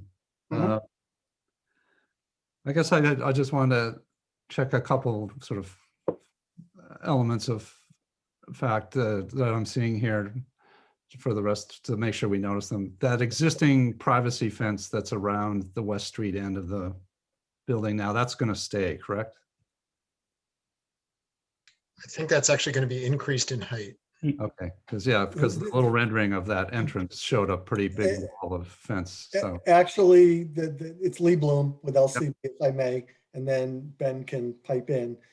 The existing courtyard on the West Street side of the building is basically going to be split in half, where there's an egress from the building itself. From there to Highland Ave is going to remain. That's where that brick patio is. And that type of the open fencing is going to remain there. The fencing on the other side, that's where the memory care courtyard is. So there has to be an 8-foot non-climbable fence that shows that way on the rendering. Okay, yeah, we've seen a few of these now, and we know that memory care area is very critical to control. So that's going to be half of that patio. Yeah. The other half's going to stay open for any resident use. Okay. Deborah, do you have questions, comments? Let's start first with the landscaping and parking lot lighting. Right. I mean, I just in thinking of the West Street facade, even though it's very short facade, that's really the front of the building. And that's really what people driving down Highland Avenue, that's what you see. So I think just making that the wall as you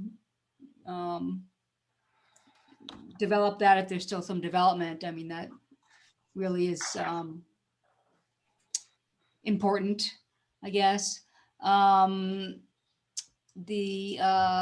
else? Oh, sorry, I was just trying to look at the Google Maps view as you were talking. I think overall, if I can just say that I think it's very well thought out project and very well developed. It's not an easy problem, but I don't have any other.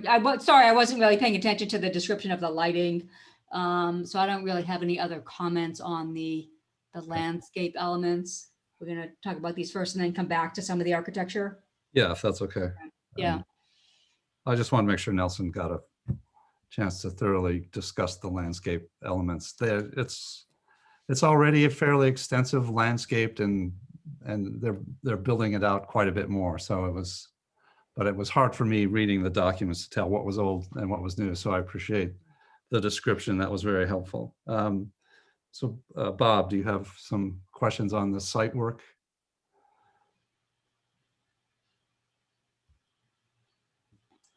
Get myself on mute there for a while. First, thanks to everyone on the team for a very thorough and professional presentation. That certainly makes our job easier. Thank you.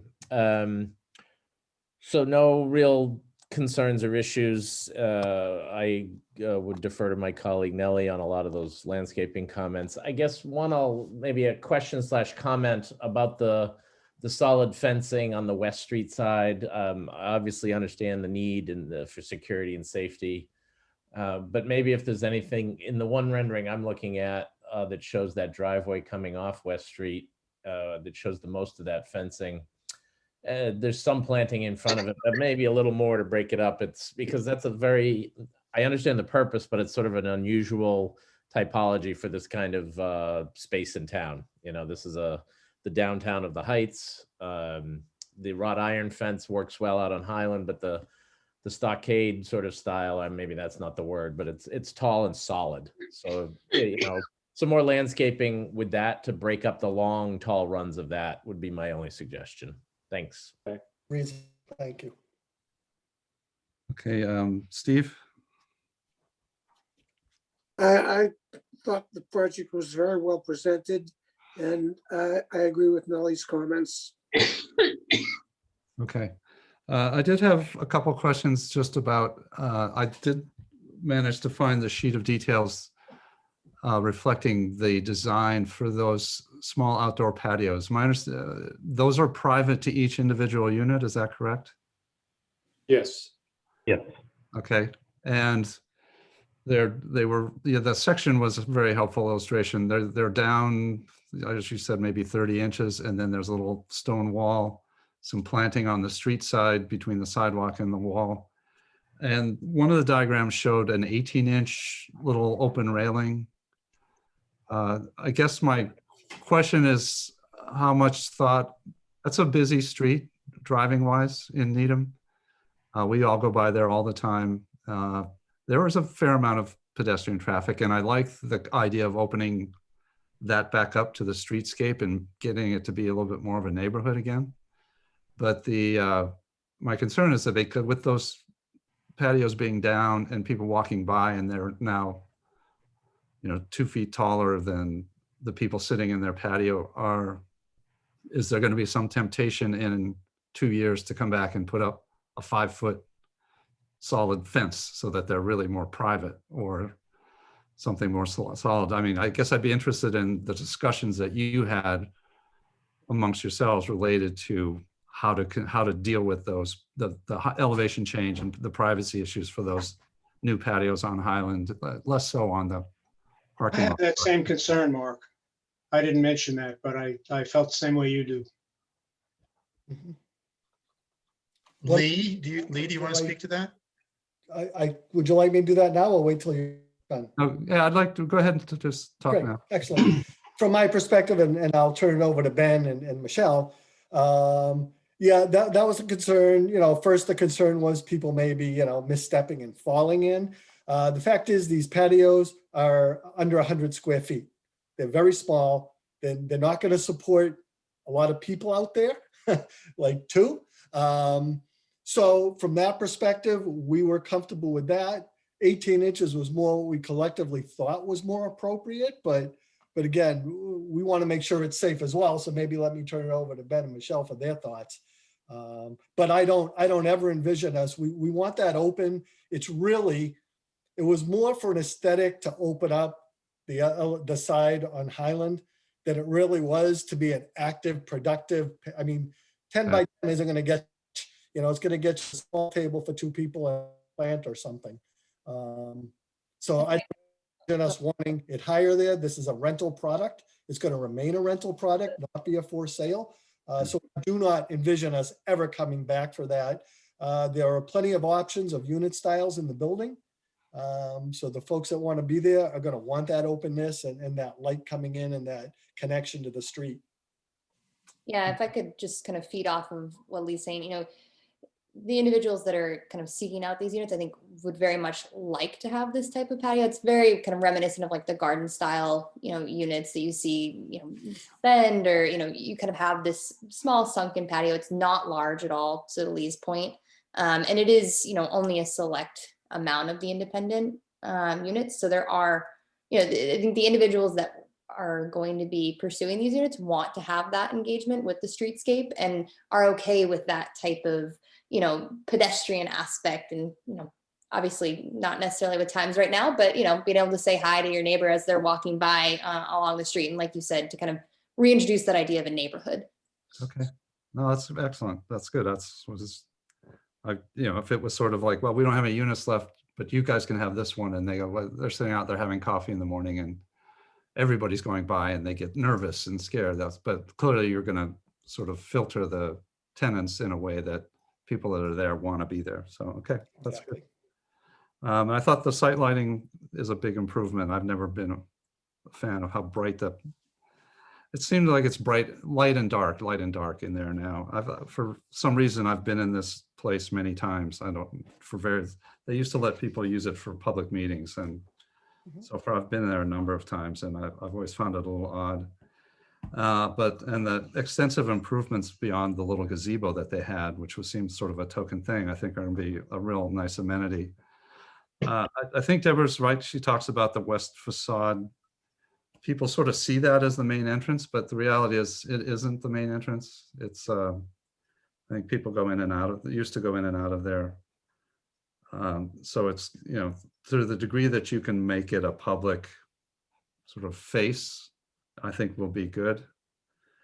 But I understand the problem. It's problematic to do that and have the activities that you have going on coming out of that door. I mean, that's really the main door for accessing that garden for the memory care. So I think it's a difficult spot, but I like Bob's suggestion, maybe a little more variegated planting on the street side of that fence that would give it a little more life and a little more interest. That would be a nice thing. So as far as the architecture, why don't I go back again and start with Deborah had some thoughts. Why don't you want to start it off? May I possibly just one quick thing? Just sure. As we were trying to lay out this building, as I'm sure you can all understand, a heck of a lot more about this than I do. My education was from the architects. So laying out this building, trying to decide where memory care should go, where independent, where assisted should go was a challenge because of the constraints of the building with window patterns, things like that. So we were really driven to put memory care on this side, and it kind of fit in with that courtyard that was there. A landscape idea around that fence, because as you've done this with other assisted living communities, the fence is kind of necessary for us, but to try and soften it outside with different elements, absolutely, it's a great suggestion. But I wanted you to just know that we did look very heavily at what we could do and how. That's why we ended up with this. So anyways, thank you. I think it's nicely done. And it was a great presentation, as Bob said, and we appreciate that. Makes us have to not sort of pry out information when we get it presented so well. So Deborah, do you want to talk a little bit about the building? Any questions or comments?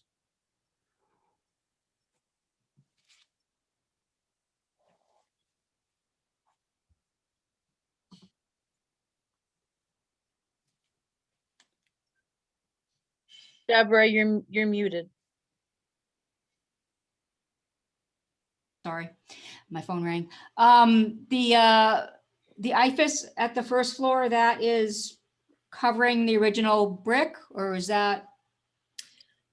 Yes, it is covering the original brick from our understanding. We are doing some exploratory, kind of seeing what that condition is like. But yes, it's over the brick, over the openings that are there. You can see all the openings from within the building. Yeah, no, I just wondered why you didn't, or maybe you did consider removing it, or I don't know if it was just cost prohibitive to remove it, or if you think it's in good condition and worthy of keeping.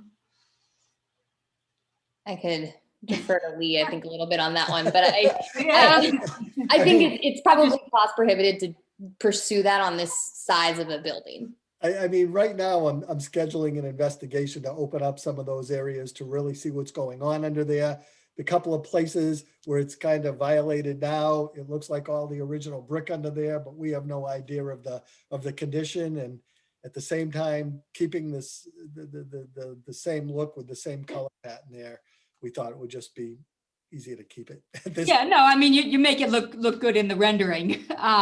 Exactly. I appreciate the way you're sort of making it a sort of a more modern recess where you're, have the new doors.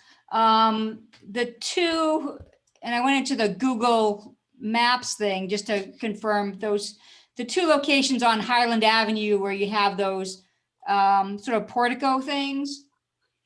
Those are existing to remain. Okay, the one on the south side is going to remain an active access egress. That's the independent side. The other one where the grade changes, the exterior element's going to go the same, but it's not going to be an access anymore. But we're going to keep the same exterior design. Michelle, maybe you can help us. Yeah, so we're proposing, a window to match the ones that are going in the existing openings in lieu of the door, so that's a unit. But the existing, structure on the exterior will remain, kind of as an homage to the existing building. It's down in the bottom right here. This is that Highland Ave elevation. You can see where the door's been removed and a window is kind of infilled. I know it's tough because of how small these are, but that's the existing and then the proposed below.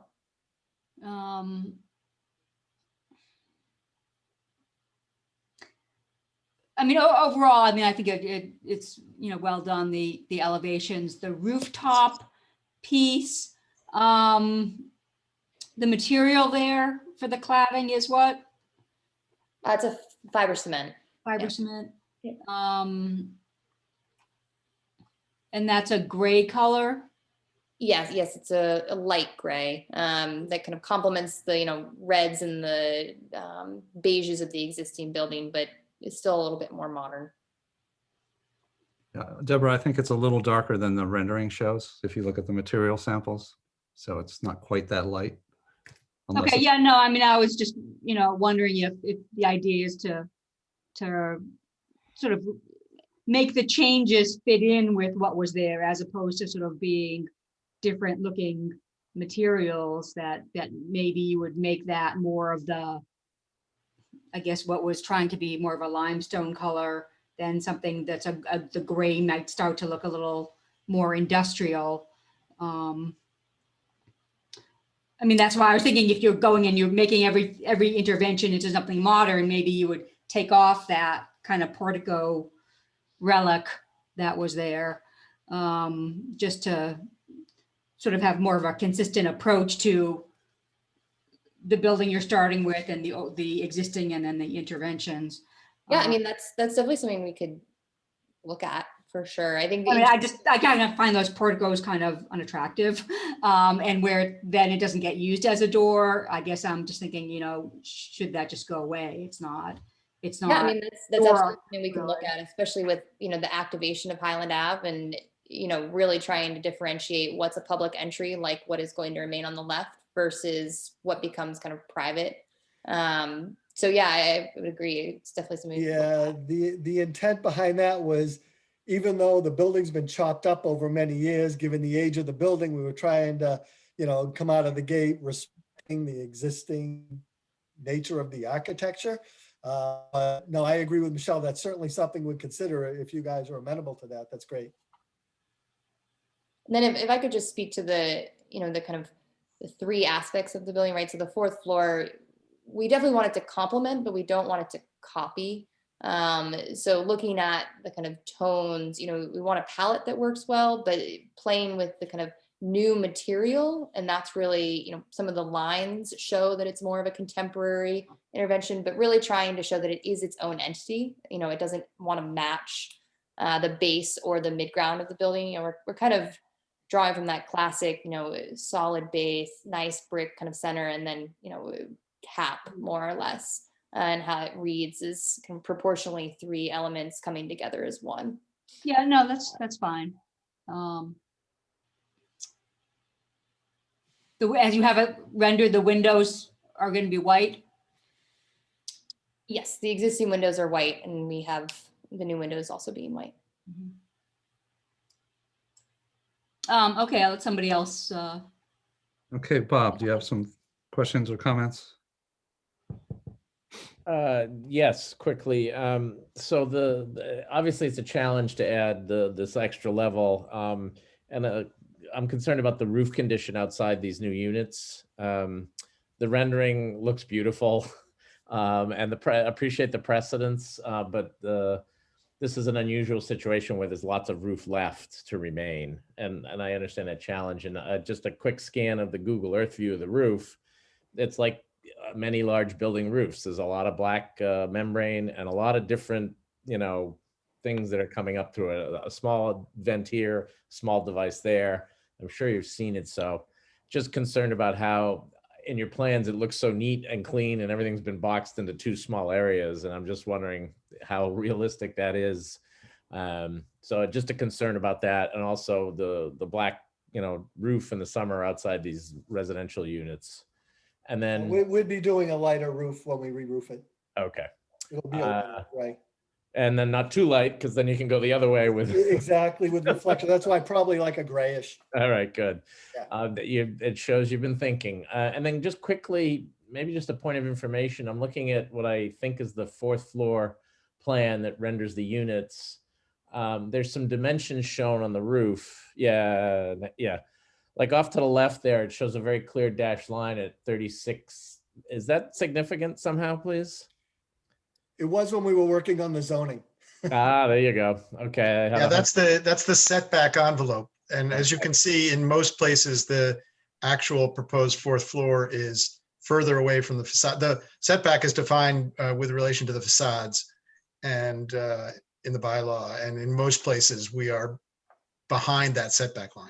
Right. Okay. That helps. Thank you. And then maybe I'll go on and get back down to the lower floors and let someone else go. But thank you. Okay. Can I just respond one thing to what Bob said? LCB and the team made a great effort to improve the mechanicals on the roof floor, because when we first saw the photograph of what it looks like now, they're just mechanicals all over. So there was a really deliberate effort to put the mechanicals in 2 areas for the most part and screen it. Okay. And great. That's good to hear. And I think that will benefit. Thank you. If I could possibly just jump into, just because we're on the roof, and I know this was one of Nelson's comments from before. We are proposing these kind of planter edges at all of the terraces, just in terms of the kind of looking out at the roof condition as it is. We've really tucked in mechanicals, but with these outdoor areas, we're proposing this planter edge, which would be a combination of kind of tall and low shrubbery, so that it allows for this kind of filtering. So even when you're outside, you're not necessarily feeling like you're just looking out on top of a membrane roof, right? So it's creating that more kind of centralized garden feel and focusing you inward on your own terrace rather than kind of out on the expanse of the roof itself.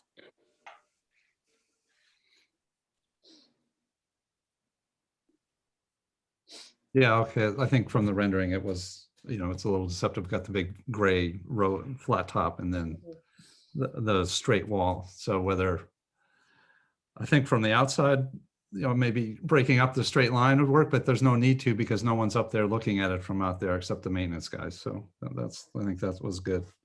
What else we have? Steve, do you have some questions? No, I'm all set, but thank you. Okay. Yeah, I think once again, I think the proof of a planning board's change to zoning when it's done mathematically shows you that, well, maybe we should have allowed more than 35% but that's just me. I think you've done a nice job with working with it. Were there any structural issues with adding this 4th level that kept you in a certain location, or was it really just defined by the zoning setbacks for the most part in the area? It was just, well, we negotiated the zoning setbacks. It was more because the roof is wider in this location. Okay. And we wanted independent on this side, and we wanted these for independent units. We don't need them for assisted living units. So It does look like a nice bar, though. You may find me up there one night if I can make some friends over there. Let's go. Roy's buying. Yeah, Right, right. Yeah, let's get that in the minutes. Oh, wait a minute, that probably means I'm buying, never mind. one way or the other. We'll put a note on the plan and the details. Yeah. Oh, Roy, don't give us a suggestion. No, I think it's a nice job. I thought again, some of the renderings, the roof units are a little bit, it's like Deborah said, kind of a stark change in color, but I think that looking at the material samples, the actual, as best they get reproduced, that the color rendition will be a little darker and not like the white element that's shown. So I think it's come out very well. You did a nice job. And I think it was a tough facility to renovate. And I do commend the idea of getting back to Highland. And I would second Deborah's, if you take a look at that section, and if there's only one entrance, then keep the portico. If the other one is there, I understand the historic nature, and I'm a historic guy, but Oh, no, I love that idea. I love sometimes that it's idea. weird to kind of just have something accenting a window that's just like the one next to it.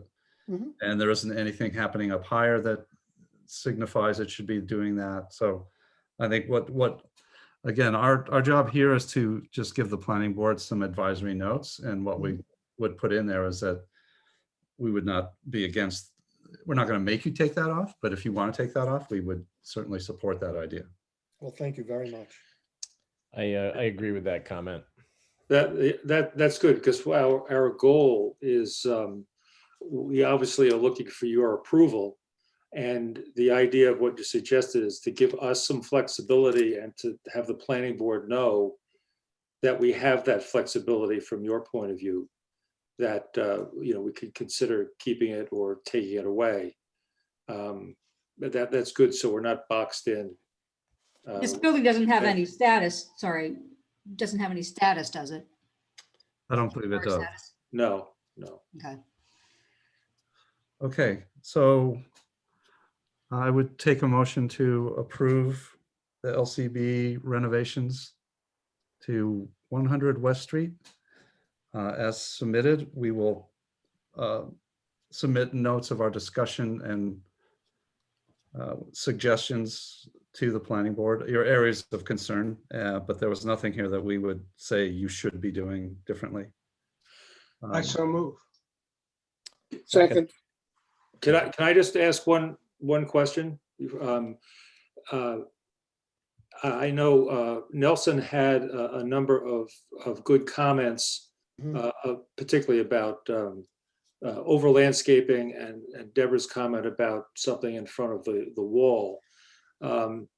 If we think about that and come back with something different, is that something, something that addresses that?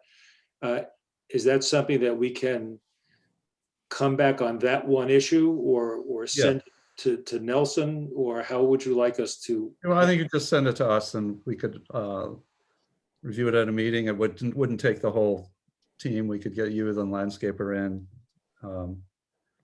and the LCB rep, and just take a look at any modifications. Again, the notes will say, that we had concerns with these items in the landscaping.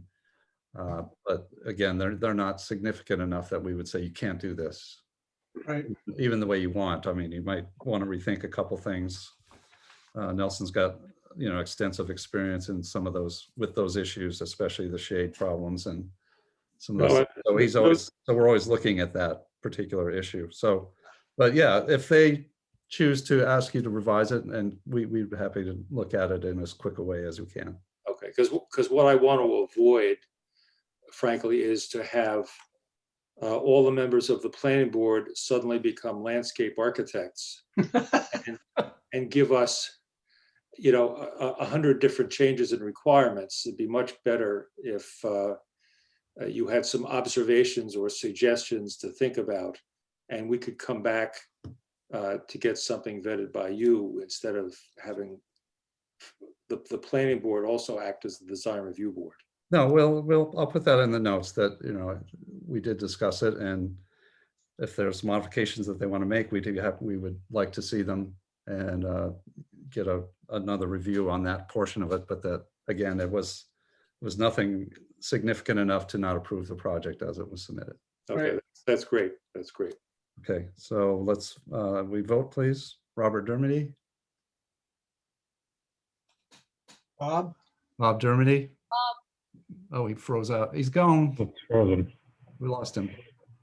Okay, Nelson Hammer, aye, approved. Deborah Robinson, Approve. Steve Tanner, I approved. Mark Lusing. I approve. Let's call him my name for a change. All right, so thank you very much. Again, we appreciate the really nice presentation and all the information. And as I For say, your time. it made it so easy for us to not have to dig out all the information that we often have to do. So thank you very much. I Okay, have to thank you thank for my your team of patience. professionals who got us Appreciate it. here, but thank you for your expertise. Your input was wonderful, and thank you so much. Really appreciate it. All right, good night. Good night. Good night. Thank you. Thank you. All right, so the next item is the minutes of February 1st, 2021. Any questions or comments? Actually, Bob had warned me that he was going to have to leave, so I'm glad he was able to stay as long as he did. Okay, so a motion to approve the minutes of February 1st. I make that motion. I second, Okay, so Nelson Hammer, approved. Deborah Robinson, Approve. Steve Tanner, Approved. and the chair approves.